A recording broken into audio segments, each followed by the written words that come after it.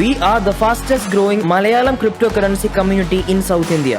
മലയാളത്തിൽ daily crypto updates, news, chart analysis, price prediction ലഭിക്കുന്ന the one stop solution. Sunday special live stream, emergency live update ലഭിക്കുന്നതിനായി ഈ channel subscribe ചെയ്യുക and turn on the notification bell. തികച്ചും സൗജന്യമായ ക്രിപ്റ്റോയ്ക്കായി check out the description. Let's learn and earn together.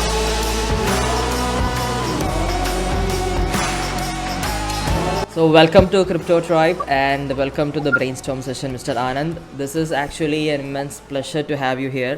എന്തായാലും എൻ്റെ ഓഡിയൻസിലേക്ക് ആനന്ദ് ഭായെ പോലെ എക്സ്പീരിയൻസ്ഡ് ആയിട്ടുള്ള ഒരാളെ പ്രസൻറ്റ് ചെയ്യാൻ സാധിച്ചത് തന്നെ ഒരു വലിയ ഭാഗ്യമായിട്ട് കരുതുന്നു. So tell me about your self. താങ്കളെ കുറിച്ച് അറിയാനായിട്ടാണ് ഇപ്പോൾ നമ്മുടെ ഓഡിയൻസിന് ആഗ്രഹം. So okay thank you. ആദ്യം തന്നെ ഒരു big thank you to Mirsad എന്നെ ഇതിലേക്ക് ഇൻവൈറ്റ് ചെയ്തതിന്.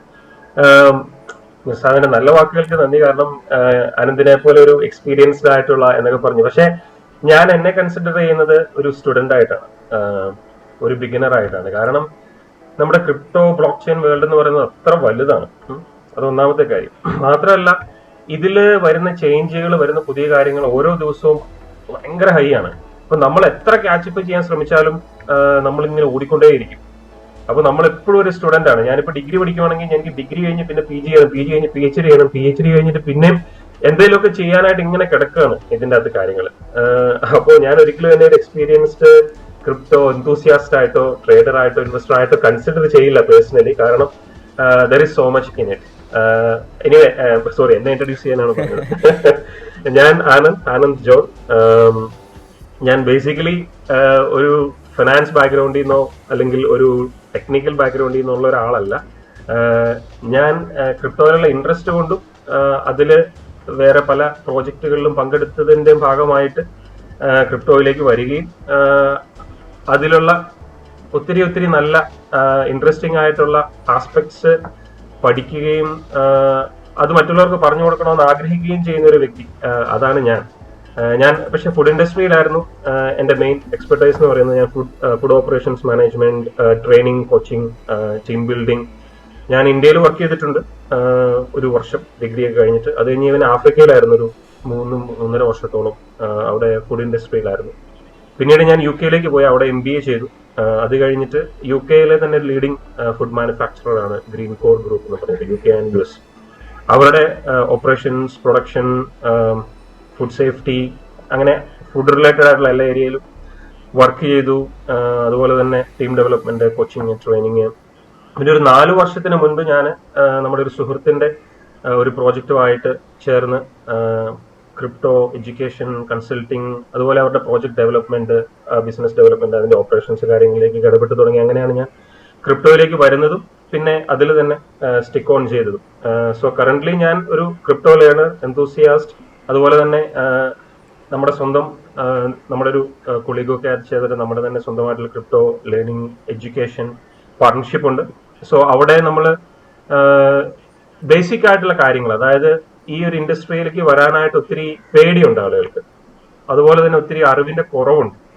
അത് നമ്മുടെ സാധാരണ മനുഷ്യരുടെ ഭാഷയിൽ, നമ്മുടെയൊക്കെ ഭാഷയിൽ പറഞ്ഞു കൊടുക്കാനായിട്ടുള്ള ആളുകൾ വളരെ കുറവാണ്. ഒത്തിരി ടെക്നിക്കൽ ആയിട്ടുള്ള കാര്യങ്ങളൊക്കെ പറഞ്ഞു വരുമ്പോഴത്തേക്കും നമുക്ക് ഇത് ഏതാണ്ട് വലിയ സംഭവം എന്നൊക്കെ തോന്നും. പക്ഷെ നമ്മുടെ സാധാരണക്കാരുടെ ഭാഷയിൽ നമ്മൾ പറയുമ്പോൾ ഇത് വലിയ സംഭവമൊന്നുമല്ല.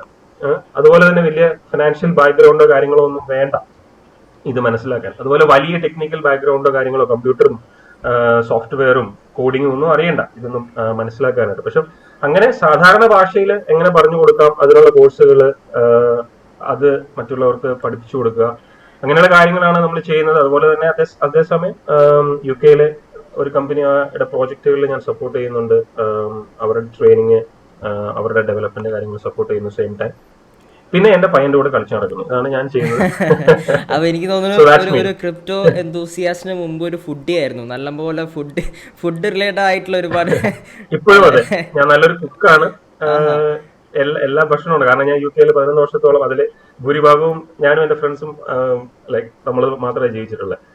കല്യാണമൊക്കെ കഴിഞ്ഞെങ്കിലും വൈഫൊക്കെ വന്ന സമയത്ത് നമ്മുടെ ഫ്രണ്ട്സും എല്ലാവരും ഉണ്ടല്ലോ. അപ്പം മിക്കവാറും നമ്മൾ തന്നെ കുക്ക് ചെയ്യും. അതുപോലെ തന്നെ ഫുഡി ആ സമയത്തും ഫുഡിയാണ്, എന്നും ഫുഡിയാണ്. സോ ഒരു ക്രിപ്റ്റോയിലേക്കുള്ള ഒരു എൻട്രി എന്ന് പറഞ്ഞത് എനിക്ക് തോന്നുന്നു 4 year ആയി ഇപ്പോൾ, ടോട്ടൽ 4 years ആയി ഇപ്പോൾ ഈ ക്രിപ്റ്റോ കറൻസി മേഖലയിൽ. 4.5 years ആയി. അതെ അതെ, എനിക്ക് തോന്നുന്നു ഇപ്പോൾ ഈ കഴിഞ്ഞ കുറച്ച് തുടക്കകാലങ്ങളിൽ ഫെബ്രുവരി സമയത്ത് നമ്മൾ നേരത്തെ ചർച്ചയിൽ പറഞ്ഞ പോലെ ഫെബ്രുവരിയിൽ ക്രിപ്റ്റോയിലേക്ക് എൻട്രി ആയ ആൾക്കാരാണ് കേരളത്തിൽ ഭൂരിഭാഗവും. കാരണം അവർ കേട്ടിട്ടുള്ളത്, ആദ്യം കേട്ടത് ഡോജ്, എലൻ മസ്ക്, ട്വിറ്റർ, പിന്നെ ഷിബ ഇനു എന്നുള്ള ഒരു കാറ്റഗറിയാണ് ആൾക്കാർക്ക് അറിയത്തുള്ളൂ. അപ്പോൾ എനിക്ക് തോന്നുന്നു ഇപ്പോഴും ബ്ലോക്ക് ചെയിൻ എന്താണ്, ക്രിപ്റ്റോ കറൻസി എന്താണ് ബിറ്റ്കോയിനും എന്താണ് ആൾക്കോയിനും, ഈ ഒരു കമ്പാരിസണും അവരുടേതായിട്ടുള്ള ഒരു ഡെഫിനേഷനിലേക്കും ഇപ്പോഴും അവർ എത്തിയിട്ടില്ല. ഇപ്പോഴും അവർക്കൊരു ഒരു ക്വസ്റ്റ്യൻ മാർക്കാണ് എന്താണ് ഇതെന്നുള്ളത്. കാരണം ഇതൊരു മണി മേക്കിംഗ് ബബിൾ സ്കീമാണെന്നുള്ള ചിന്താഗതിയിൽ പലരും ഇപ്പോഴും ജീവിക്കുന്നുണ്ട്. അപ്പോൾ അതൊരു ഫിൽട്രേഷൻ കൊടുക്കേണ്ടത് അനിവാര്യമാണ്. അതാണ് മീഡിയയും നമ്മുടെ ചുറ്റുമുള്ളവരും നമുക്ക് തരുന്ന ഒരു പിക്ചർ. അതാണ് അതിന്റെ പ്രശ്നം. ഈ ക്രിപ്റ്റോ മാർക്കറ്റിന്റെ ഒരു പ്രശ്നം എന്താണെന്ന് വെച്ച് കഴിഞ്ഞാല്, ഇപ്പൊ സ്റ്റോക്ക് മാർക്കറ്റ് ഒക്കെ എടുക്കുകയാണെങ്കിൽ അവിടെ ഇപ്പം 2 വാർത്ത ഉണ്ടെന്ന് വെച്ചാൽ, അതായത് ഇന്ത്യയിൽ കാറിന്റെ സെയിൽ കൂടിക്കൊണ്ടിരിക്കുകയാണ്, ഭയങ്കരമായിട്ട് കാർ സെയിൽ കൂടുന്നു, ഇന്ന കാർക്ക് വിറ്റ് പോകുന്നു, അങ്ങനെ കുറെ നല്ല ന്യൂസ് ഉണ്ടെന്ന് വിചാരിക്കും. പിന്നെ ഒരു മോശം ന്യൂസ് ഉണ്ട്, അല്ലെങ്കിൽ ഇന്നൊരു കമ്പനിയുടെ കാര്യങ്ങൾ മോശമായിട്ട് പോയിക്കൊണ്ടിരിക്കുന്നു, അങ്ങനെ ഒരു നെഗറ്റീവ് ന്യൂസ്. ഇപ്പം സ്റ്റോക്കിലൊക്കെ മിക്കവാറും നല്ല ന്യൂസ് ആയിരിക്കും ആദ്യം പ്രൊജക്ട് ചെയ്ത് വരുന്നത്. പക്ഷെ ക്രിപ്റ്റോയിലേക്ക് വരുമ്പോൾ എന്താണെന്ന് പറഞ്ഞു കഴിഞ്ഞാൽ, ഒത്തിരി ആളുകൾ ഓൾറെഡി ക്രിപ്റ്റോയെ കുറിച്ച് അറിയത്തില്ലാത്തതുകൊണ്ട് ക്രിപ്റ്റോയ്ക്ക് എതിരാണ്. ഓക്കെ, ക്രിപ്റ്റോ, ബ്ലോക്ക് ചെയിൻ ഇതിനെ കുറിച്ച് അറിയില്ല. പിന്നെ ഫിനാൻഷ്യൽ ഓർഗനൈസേഷൻസ് ഒക്കെ എപ്പോഴും പേടിയോടുകൂടിയാണ് നോക്കുന്നത്. ഓ, ഇത് വന്നു കഴിഞ്ഞാൽ നമുക്ക് പറയും, ആ ഒരു ഇതുണ്ട് ബാങ്കുകളാണെങ്കിലും. അപ്പോ ഈ ബിറ്റ് കോയിന്, ക്രിപ്റ്റോ ഇങ്ങനത്തെ വാക്കൊക്കെ വരുമ്പോഴത്തേക്കും അതെന്തോ സ്കാം ആണ്, അല്ലെങ്കിൽ അതെന്തോ ഈ കള്ളക്കടത്ത് നടത്താനുള്ള ഒരു ഉപാധിയാണ്, അതല്ലെങ്കിൽ ഈ മണി ലോണ്ടർ ചെയ്യാനുള്ള സാധനമാണ് എന്നുള്ള രീതിയിലുള്ള ഒരു കൺസെപ്റ്റാണ് പൊതുവേ ഉള്ളത്. അപ്പൊ അതുകൊണ്ട് തന്നെ ഈ മീഡിയ എന്താ ചെയ്യുന്നതെന്ന് വെച്ച് കഴിഞ്ഞാൽ ആ ന്യൂസ് എടുത്തിട്ട് എന്നിട്ട് പ്രൊമോട്ട് ചെയ്യും. അപ്പൊ ഈ നെഗറ്റീവ് ന്യൂസ് ആണ്, ഫഡ് ആണ് കൂടുതൽ. കാരണം ഫഡ് എന്ന് പറയുന്ന ഒരു വേർഡ് എനിക്ക് തോന്നുന്നു ക്രിപ്റ്റോയിൽ വരുന്നവർ അറിഞ്ഞിരിക്കേണ്ടതാണ്, അറിയാവുന്നത്. അല്ലെങ്കിൽ ഫഡ് എന്ന് പറഞ്ഞാൽ fear, uncertainty and doubt in the market. So അതാണ് എപ്പോഴും പ്രൊമോട്ട് ചെയ്യപ്പെടുന്നത് ക്രിപ്റ്റോയുടെ കാര്യത്തിൽ. ബിക്കോസ് അതൊരു ഇനീഷ്യൽ സ്റ്റേജിലാണ്. അതിപ്പോ ക്രിപ്റ്റോ മാത്രമല്ല, എന്താണെങ്കിലും അങ്ങനെയായിരിക്കും. നമ്മൾ പുതിയൊരു കാര്യം വരുമ്പോഴത്തേക്കും, പണ്ട് ഇന്റർനെറ്റ് വന്നപ്പോൾ ഇതുപോലെയായിരുന്നു അല്ലെ, ഇന്റർനെറ്റ് നമ്മുടെ ജോലി പോവും, ഇന്റർനെറ്റ് പാടില്ല, അങ്ങനെയൊക്കെയുള്ള കാര്യത്തിൽ നിന്ന് വന്ന് പതുക്കെ ഡെവലപ്പ് ചെയ്ത് വന്ന് പിന്നെ ഇന്റർനെറ്റ് സ്റ്റേബിൾ ആയി എല്ലാവരും യൂസ് ചെയ്ത് തുടങ്ങി. ഇപ്പൊ ഇന്റർനെറ്റ് ഇല്ലെങ്കിൽ ജീവിക്കാൻ പറ്റില്ല. അപ്പൊ എന്ന് പറയുന്ന പോലെ തന്നെയാണ് ക്രിപ്റ്റോയൊക്കെ ഇപ്പോഴത്തെ ആ ഒരു സ്റ്റേജിലാണ് ശരിക്കും നിൽക്കുന്നത്. അപ്പൊ അതൊരു കാരണം കൊണ്ട് തന്നെ ഒത്തിരി പേടിപ്പിക്കുന്ന ന്യൂസുകളാണ്, ഫഡാണ് മാർക്കറ്റിൽ മൊത്തം. അതിന്റെ ഇടയ്ക്ക് നിന്ന് നല്ല കാര്യങ്ങൾ കണ്ടുപിടിക്കാനും പഠിക്കാനും ഉള്ള അവസരം എന്ന് പറയുന്നത് നമുക്ക് കുറവായിരിക്കും. കാരണം നമ്മൾ ഇതെല്ലാം കണ്ട് ഇതിന്റെ ഇടയ്ക്ക് ശരിയേതാ, ഇതിന്റെ ഇടയ്ക്ക് തെറ്റേതാണ് നമുക്ക് കറക്റ്റ് ഡിമാർക്കറ്റ് ചെയ്യാൻ പറ്റത്തില്ല. അതുപോലെ ക്രിപ്റ്റോ കറൻസികൾ 10,000-ന് മുകളിൽ ക്രിപ്റ്റോ കറൻസികളുണ്ട് ഓൾറെഡി. ഓക്കെ, 10,000 ചോയ്സ് നമ്മുടെ മുന്നിൽ വെച്ചിട്ട് ഇതിൽ ഇൻവെസ്റ്റ് ചെയ്തോ എന്ന് അവിടെ ഇവിടെ ഇരുന്ന ആൾക്കാർ പറഞ്ഞു കഴിയുമ്പോൾ നമ്മൾ എവിടെ കൊണ്ട് ഇൻവെസ്റ്റ് ചെയ്യും അല്ലേ?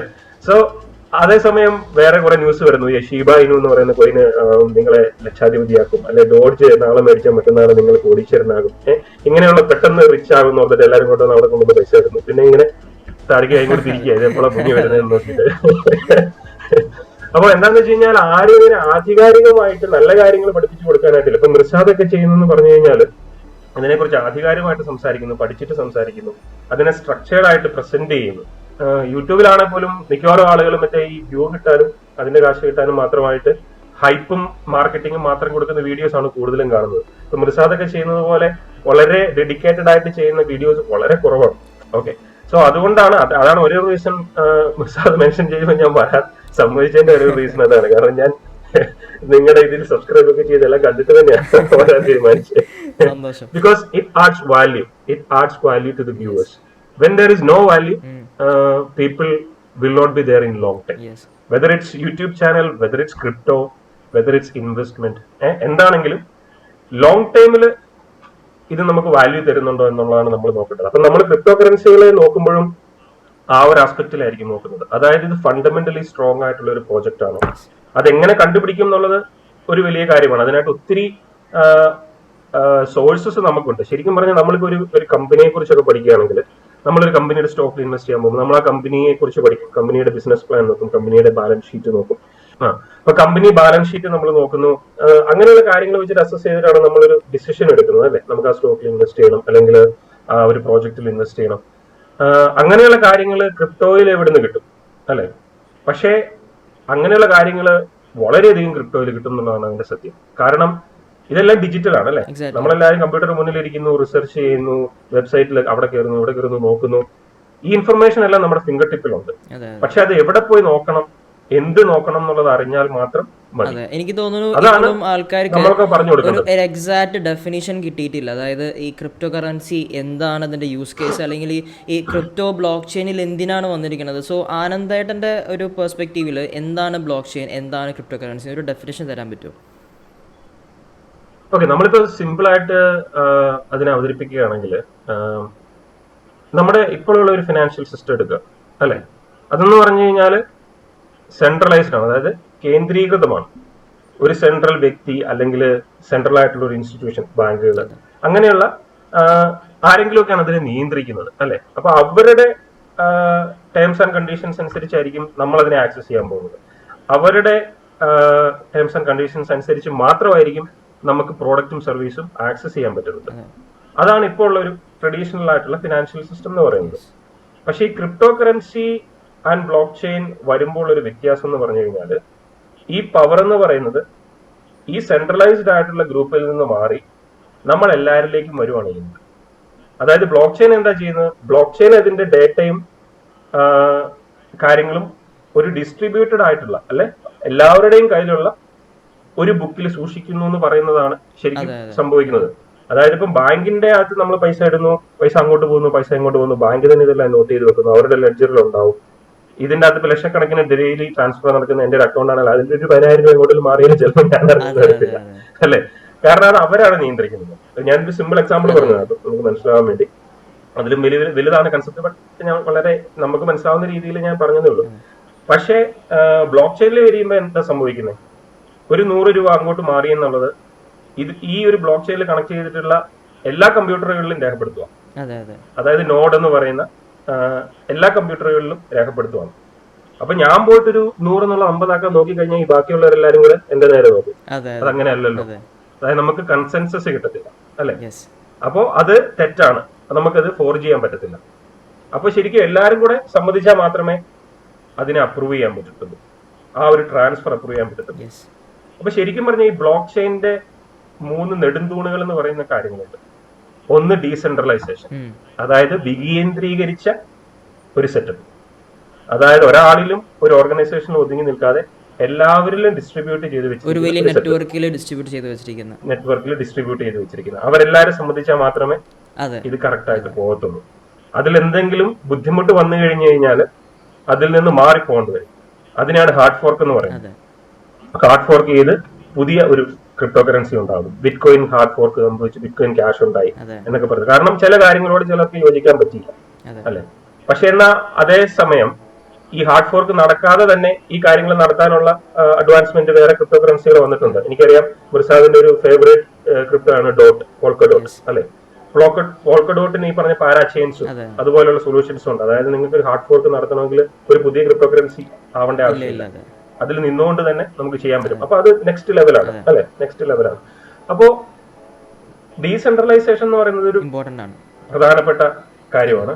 പിന്നെ രണ്ടാമത്തെ കാര്യം എന്ന് പറഞ്ഞു കഴിഞ്ഞാൽ ട്രാൻസ്പെറൻസിയാണ്.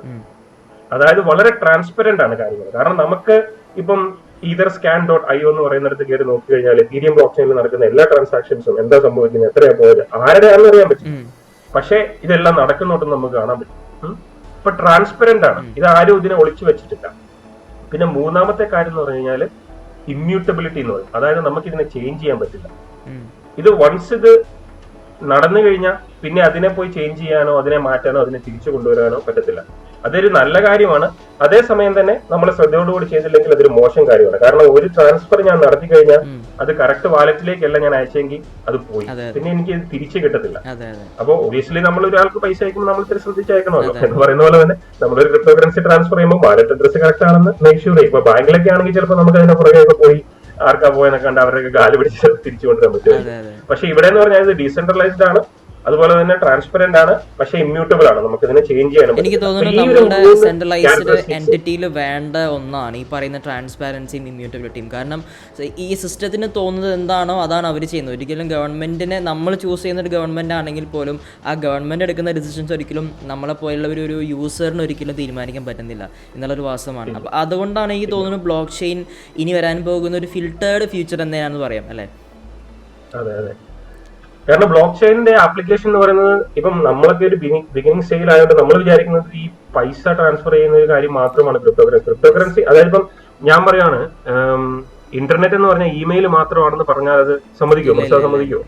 ഇന്റർനെറ്റ് എത്ര വലുതാണ്, എത്ര കാര്യങ്ങളാണ് ഇന്റർനെറ്റിലൂടെ കാര്യങ്ങൾ ആണ് സംഭവിക്കുന്നത്. നമ്മൾ എത്ര ഇൻഫ്ലുവൻസ് ചെയ്യുന്നു അല്ലെ, നമ്മളിപ്പോ ഇവിടെ ഇരിക്കുന്നതും നമ്മള് ഡെയിലി ഇന്ററാക്ട് ചെയ്യുന്നത് ഇന്റർനെറ്റിൽ കൂടെ തന്നെയാണ്. എല്ലാ കാര്യങ്ങളും മൊബൈല്, ആപ്പ്, എല്ലാ സിസ്റ്റംസും ഇന്റർനെറ്റ് ആണ്. അതുപോലെയാണ് നമ്മൾ ക്രിപ്റ്റോ കറൻസി എന്ന് പറയുന്നത് മണിയാണ് എന്ന് മാത്രം പറഞ്ഞു വെച്ചാൽ അത് വളരെ തെറ്റാണ്. കാരണം അതിന് വേറെ നൂറ് ഉപയോഗങ്ങളുണ്ട്.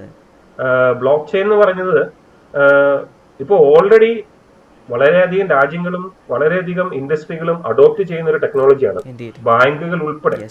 കാരണം ബാങ്കുകളുടെയൊക്കെ ട്രാൻസാക്ഷൻ ഭയങ്കര ഫാസ്റ്റ് ആക്കാനും അവരുടെയൊക്കെ കോസ്റ്റ് കുറയ്ക്കാനും ഒക്കെ ബ്ലോക്ക് ചെയിൻ ടെക്നോളജി ഭയങ്കര യൂസ്ഫുൾ ആണ്. ഇപ്പൊ റീസെന്റ് തന്നെ കോവിഡ് ഭയങ്കരമായിട്ട് ഹൈ ആയ സമയത്ത് world health organisation block chain use ചെയ്തിട്ടാണ് ഈ കോവിഡിന്റെ ഡേറ്റ മാനേജ് ചെയ്തുകൊണ്ടിരിക്കുന്നത്. കാരണം നമുക്ക് ആലോചിച്ചറിയാം, ഒരു സെക്കൻഡിൽ എത്രമാത്രം ഇൻഫർമേഷൻ ആയിരിക്കും ലോകം മുഴുവനുള്ള രാജ്യങ്ങളിൽ നിന്ന് WHO വന്നുകൊണ്ടിരിക്കുന്നത് അല്ലെ. അതിനെ കോർഡിനേറ്റ് ചെയ്യുക, മാനേജ് ചെയ്യുക, ഡീസെൻട്രലൈസ്ഡ് ആയിട്ട് ഒരു ഓട്ടോമേറ്റഡ് സിസ്റ്റമായിട്ട് റൺ ചെയ്യുക എന്ന് പറയുന്നത് ബ്ലോക്ക് ചെയിൻ പോലൊരു ടെക്നോളജിക്ക് മാത്രമേ പറ്റത്തുള്ളൂ. അതുപോലെ ഇപ്പം UK തന്നെ UK ഹെൽത്ത് സർവീസ് ഈ വാക്സിൻ സ്റ്റോറേജും അതിന്റെ ട്രാൻസ്ഫറും കാര്യങ്ങളൊക്കെ മാനേജ് ചെയ്യുന്ന ബ്ലോക്ക് ചെയിൻ ഉപയോഗിച്ചിട്ടാണ്. അതുപോലെ ഈ ബ്ലോക്ക് ചെയിൻ എന്ന് പറയുന്നത് തന്നെ ആ ഒരു ടെക്നോളജി ഒരു ബ്ലോക്ക് ചെയിനേ ഉള്ളൂ, അങ്ങനെ ആണ് പലരും വിചാരിച്ചിരിക്കുന്നത്. പല തരത്തിലുള്ള ബ്ലോക്ക് ചെയിനുകളുണ്ട്, ഓരോന്നിനും ഓരോ യൂസ് കേസുകളാണുള്ളത്. ഇപ്പൊ ബിറ്റ്കോയിൻ ആണ് ബിറ്റ്കോയിന്റെ ബ്ലോക്ക് ചെയിനിലാണ് ഉണ്ടാക്കിയിരിക്കുന്നത്.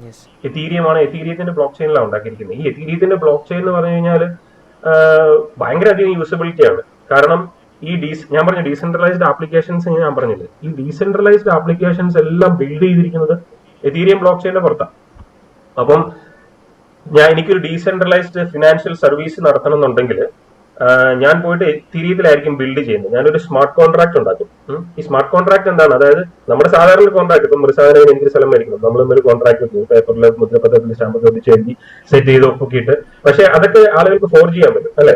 അത് നഷ്ടപ്പെട്ടു പോവാം, കീറിപ്പോവാം, വെള്ളത്തിൽ നനഞ്ഞു പോവാം. അത് പോയി കഴിഞ്ഞാൽ പിന്നെ എനിക്ക് ഓണർഷിപ്പ് പ്രൂവ് ചെയ്യാനൊന്നും പറ്റത്തില്ല. പക്ഷെ സ്മാർട്ട് കോൺട്രാക്ട് എന്താ ചെയ്യുന്നത്? സ്മാർട്ട് കോൺട്രാക്ട് എന്ന് പറയുന്നത് രണ്ടുപേരോ വ്യക്തികളോ കമ്പനികളോ എന്തും തമ്മിലുള്ള ഒരു കോൺട്രാക്ട് ആയിരിക്കും. പക്ഷെ അതിലുള്ള കണ്ടീഷൻസും കാര്യങ്ങളും നമ്മൾ ഓൾറെഡി പ്രീസെറ്റ് ചെയ്ത് വൺസ് അത് ലോഞ്ച് ചെയ്ത് കഴിഞ്ഞാൽ അതൊരു ആർട്ടിഫിഷ്യൽ ഇന്റലിജൻസ് പോലെ ഇങ്ങനെ റൺ ചെയ്തുകൊണ്ടിരിക്കും. അതിന്റെ ഇടയ്ക്ക് കയറി ആർക്കും ഇടപെടാൻ പറ്റത്തില്ല. അതിൽ വെച്ച് ടേംസ് ആൻഡ് കണ്ടീഷൻസ് റെഗുലർ ആയിട്ട് ഇങ്ങനെ മീറ്റ് ചെയ്തുകൊണ്ടിരിക്കും.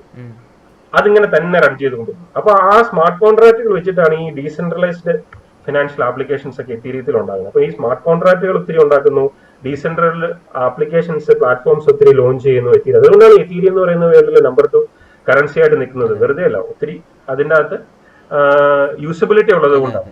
അപ്പൊ ആ ആപ്ലിക്കേഷൻസ് അല്ലെ ആ പ്ലാറ്റ്ഫോമിൽ നമുക്ക് പോയിട്ട് പൈസ ഇടാം, അത് നമുക്ക് സ്റ്റേക്ക് ചെയ്യാം, അതിൽ നിന്ന് പൈസ കിട്ടും. അതെടുത്തിട്ട് നമുക്ക് ലെൻഡ് ചെയ്യാം, നമുക്ക് അവിടെ പോയി ബോറോ ചെയ്യാം. ഇതിനൊന്നും ആരുടെ അടുത്ത് പോയി നമുക്ക് മാനേജറുടെ അടുത്ത് പോയി എനിക്ക് ലോൺ തരുമോ എന്ന് ചോദിച്ചിട്ട് നമ്മുടെ ഡോക്യുമെന്റും കൊടുത്തുകൊണ്ട് ഒരു വർഷം നടക്കേണ്ട കാര്യമില്ല. ഞാനിപ്പോ ചെന്ന് അതിൻ്റെ അകത്ത് കയറി എന്റെ കയ്യിലിരിക്കുന്ന ക്രിപ്റ്റോ എടുത്ത് സ്റ്റേക്ക് ചെയ്തു, അടുത്ത മിനിറ്റിൽ സംഭവങ്ങൾ നടന്നുകൊണ്ടിരിക്കുകയാണ്. കാരണം അവിടെ നമ്മളെ പോലെ ആയിരക്കണക്കിന് ആളുകൾ ലിക്വിഡിറ്റി പ്രൊവൈഡ് ചെയ്യാനായിട്ട് വന്ന് നിൽപ്പുണ്ട്. അതിൻ്റെ അകത്തു നിന്നാണ് നമ്മൾ ബോറോ ചെയ്യുന്നത്. അതിൽ ഓൾറെഡി സെറ്റാണ് കണ്ടീഷൻസ്, അവിടെ നിന്നാണ് നമ്മൾ പൈസ എടുക്കുന്നത്. അതുപോലെ നമ്മുടെ ക്രിപ്റ്റോ കൊണ്ടുപോയി നമ്മൾ അവിടെ സ്റ്റേക്ക് ചെയ്യുമ്പോൾ നമുക്ക് കിട്ടുന്ന 5%, 6% പലിശയില്ല. നമുക്ക് കിട്ടുന്ന 10%, 20%, 100% അതിന്റെ മുകളിൽ വരെ പലിശ തരുന്ന ഡീസെൻട്രലൈസ്ഡ് ആപ്ലിക്കേഷൻസ് ഉണ്ട്. ഓക്കെ, അപ്പൊ അങ്ങനെ വലിയ ഒരു സിസ്റ്റമാണ് ബ്ലോക്ക് ചെയിനിലൂടെ ഫിനാൻഷ്യൽ സെക്ടറിൽ വന്നിരിക്കുന്നതെന്ന് പുറമെ ബാക്കിയുള്ള എല്ലാ ഇൻഡസ്ട്രികളിലും വന്നിരിക്കുന്നത്. ഇപ്പൊ എന്റെ ഒരു ഫേവറേറ്റ് ക്രിപ്റ്റോ കറൻസി ഉണ്ട്, VeChain എന്ന് പറയുന്നത്. VeChain എന്താ ചെയ്യുന്നത്? VeChain സപ്ലൈ ചെയിൻ ഒക്കെ ഭയങ്കരമായിട്ട് ഇംപ്രൂവ് ചെയ്യുന്നതിൽ ഭയങ്കര ഇൻപുട്ട്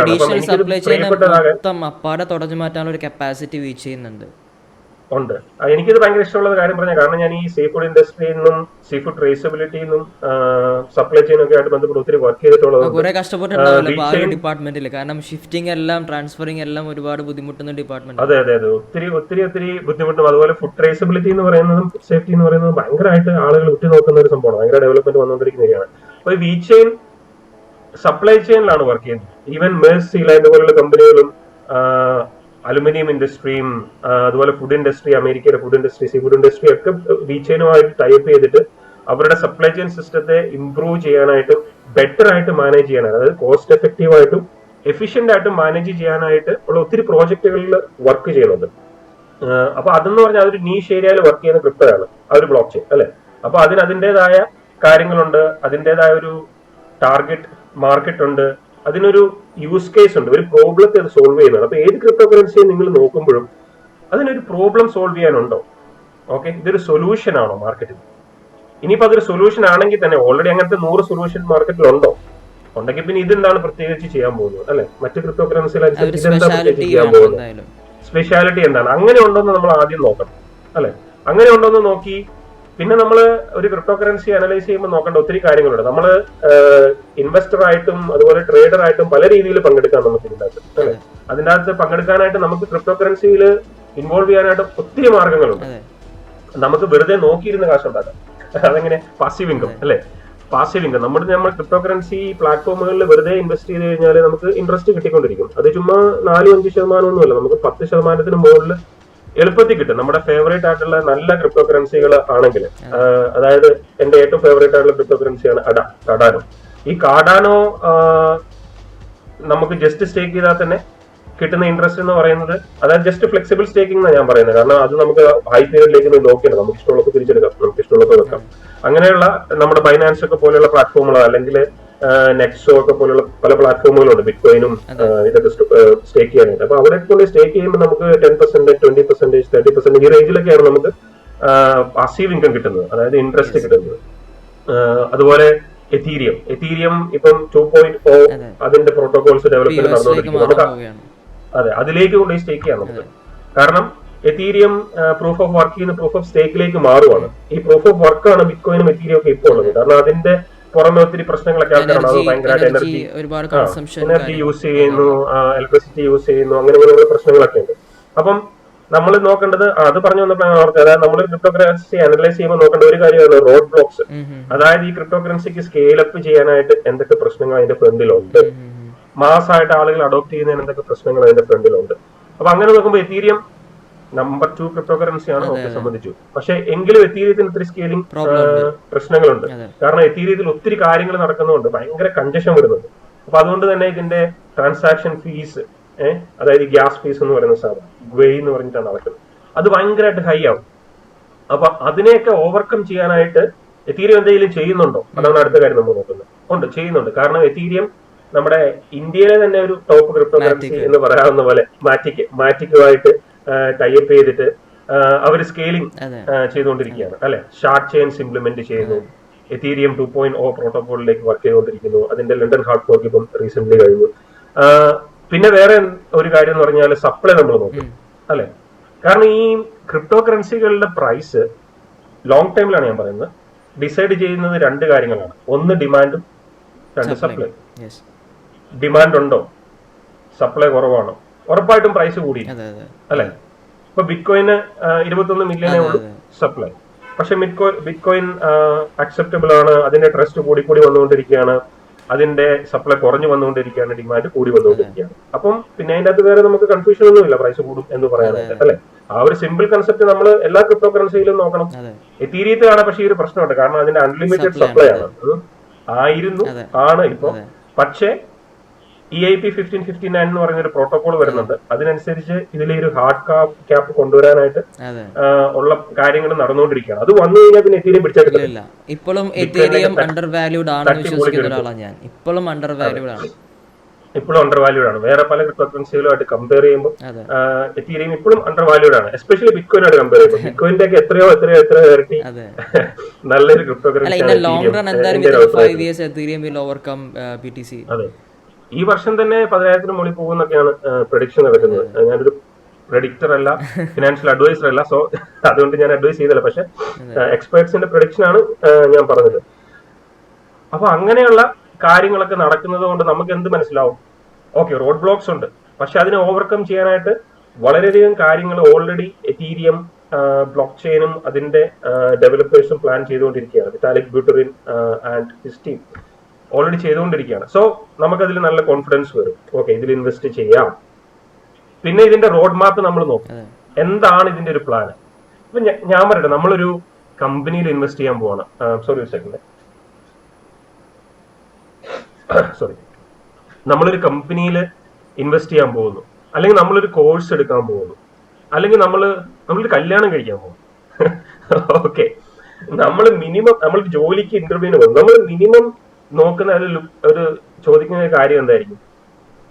എന്താ ഇന്ത്യയുടെ ഫ്യൂച്ചർ പ്ലാൻസ് അല്ലെ?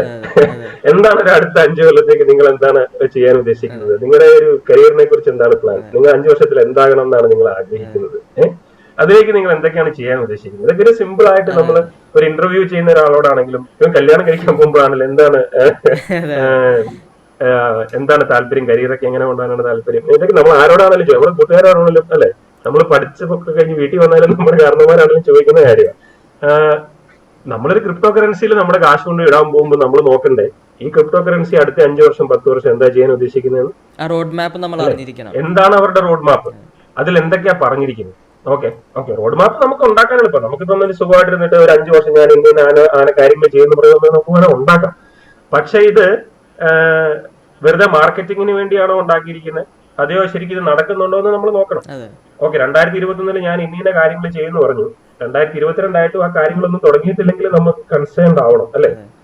നമ്മൾ ഇതൊക്കെ കണ്ടിട്ട് കൊണ്ടുപോയി ഇട്ടതാണെങ്കിലും ഇത് 2022 ആയി 2023 ആയിട്ട് ഇത് നടക്കുന്നില്ലെങ്കിൽ ചിലപ്പോൾ നമുക്ക് നമ്മുടെ പോർട്ട്ഫോളിയോയെ മാനേജ് ചെയ്ത് റീസ്ട്രക്ചർ ചെയ്യേണ്ടി വരും. ഈ ആളുകൾ പോർട്ട്ഫോളിയോ ഉണ്ടാക്കുക എന്ന് പറയുമ്പോൾ ആളുകൾ പോർട്ട്ഫോളിയോ ഉണ്ടാക്കി കഴിഞ്ഞാൽ പിന്നെ അത് അവിടെ കിടന്നാൽ മതിയല്ലോ. അങ്ങനെയല്ല, നമ്മൾ പോർട്ട്ഫോളിയോ എപ്പോഴും മോണിറ്റർ ചെയ്തുകൊണ്ടിരിക്കണം. നമ്മളിതിനെ റെഗുലർ ആയിട്ട് റീസ്ട്രക്ചർ ചെയ്തുകൊണ്ടിരിക്കണം. റീബാലൻസിംഗ് എന്ന് പറയും. പോർട്ട്ഫോളിയോ റീബാലൻസിംഗ് എന്ന് പറയുന്നത് ഒരു ടൂളാണ് ആക്ച്വലി. അതിന് വേരിയസ് സ്ട്രാറ്റജികളുണ്ട്. നമ്മൾ ചിലപ്പം സ്പെസിഫിക് ടൈം വെച്ചിട്ടായിരിക്കും പോർട്ട്ഫോളിയോയെ റീബാലൻസ് ചെയ്യുന്നത്, അല്ലെങ്കിൽ നമ്മൾ ഒരു സ്പെസിഫിക് ത്രെഷോൾഡ് വെച്ചിട്ട്, അതായത് എന്റെ പോർട്ട്ഫോളിയോ, അതായത് ഇപ്പം മൃസാദ് ഏതോ വീഡിയോയിൽ സജസ്റ്റ് ചെയ്ത പോലെ ഇപ്പം നമ്മുടെ പോർട്ട്ഫോളിയോ ഇത്ര ബിറ്റ്കോയിൻ ഉണ്ടാവണം, ഇത്ര എത്തീരിയം ഉണ്ടാവണം അല്ലെ? പക്ഷെ അന്ന് മൃസാദ് പറഞ്ഞ ആ ഒരു പെർസെന്റേജ് മൃസാദിന്റെ മനസ്സിൽ ഇപ്പൊ മാറിയിട്ടുണ്ടാവും, ഉറപ്പായിട്ട് മാറിയിട്ടുണ്ടാവും. കാരണം എത്തീരിയത്തില് അമാതിരി ചേഞ്ചുകൾ വന്നു, എന്റെ ഇതിലും മാറി. കാരണം ഞാനിപ്പം കൂടുതൽ എത്തീരിയം ആണ് സജസ്റ്റ് ചെയ്യുന്നത് ഗ്രോത്തിന് വേണ്ടി.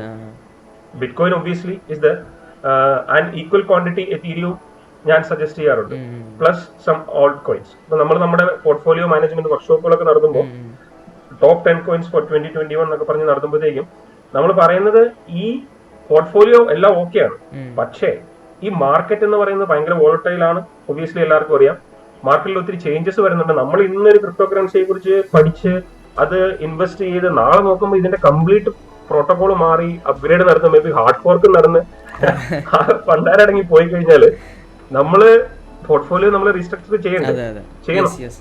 കാരണം അത് അനിവാര്യമാണ്. കാരണം നമ്മളൊരിടത്ത് കൊണ്ട് പൈസ ഇട്ട് കഴിഞ്ഞാൽ ഒബ്വിയസ്ലി അവിടെ എന്താ നടക്കുന്നതെന്ന് നമ്മൾ അറിയണം. അപ്പൊ നമ്മളെപ്പോഴും അതാണ് നെക്സ്റ്റ് കാര്യം. ഒരു ക്രിപ്റ്റോയിൽ ഇൻവെസ്റ്റ് ചെയ്യുമ്പോൾ, അനലൈസ് ചെയ്യുമ്പോൾ മാർക്കറ്റ് അപ്ഡേറ്റ്സ് ഭയങ്കര ഇമ്പോർട്ടന്റ് ആണ്. നമുക്കിത് എങ്ങനെ റിസർച്ച് ചെയ്യാൻ പറ്റും? അതായത് ഇപ്പോൾ ആനന്ദൻ പറയുന്ന വിഷയങ്ങൾ ഇപ്പോൾ പലരെ സംബന്ധിച്ചും ഒരു എന്താ പറയുക, ഒരു സ്പെഷ്യലൈസ് ചെയ്യുന്ന ഒരാളുടെ പെർസ്പെക്റ്റീവ് പോലെ തോന്നിയെന്ന് വരാം. അപ്പോൾ ഒരു ബിഗിനറെ സംബന്ധിച്ച് ഇത്തരത്തിലുള്ള കാര്യങ്ങൾ റിസർച്ച് ചെയ്യാനായിട്ട് എങ്ങനെയാണ് അവർക്ക് ഒരു എൻട്രി കിട്ടുക ഈ റിസർച്ച് മേഖലകൾക്ക് വരാനായിട്ട്? കാരണം ഇപ്പോഴും ആൾക്കാരുടെ പ്രശ്നം എന്ന് പറയുന്നത് ഈ പറഞ്ഞ പോലെ ഇതൊരു മണി മേക്കിംഗ് സ്കീമാണ്, കാശുണ്ടാക്കാനുള്ള ഡിപ്പാർട്ട്മെന്റ് ആണെന്ന് ചിന്താഗതി ഉണ്ട്. അപ്പോൾ ഇതൊരു ഫ്യൂച്ചർ ആണ് എന്ന് പഠിപ്പിക്കേണ്ടതാണ് എൻ്റെയും ആനന്ദനെ പോലുള്ള ആളുടെ ഉത്തരവാദിത്തം എന്ന് പറയുന്നത്. സോ നമുക്കിത് എങ്ങനെ റിസർച്ച് ചെയ്യാം? ആസ് എ ബിഗിനർ ഇത് എങ്ങനെ റിസർച്ച് ചെയ്യാൻ പറ്റും?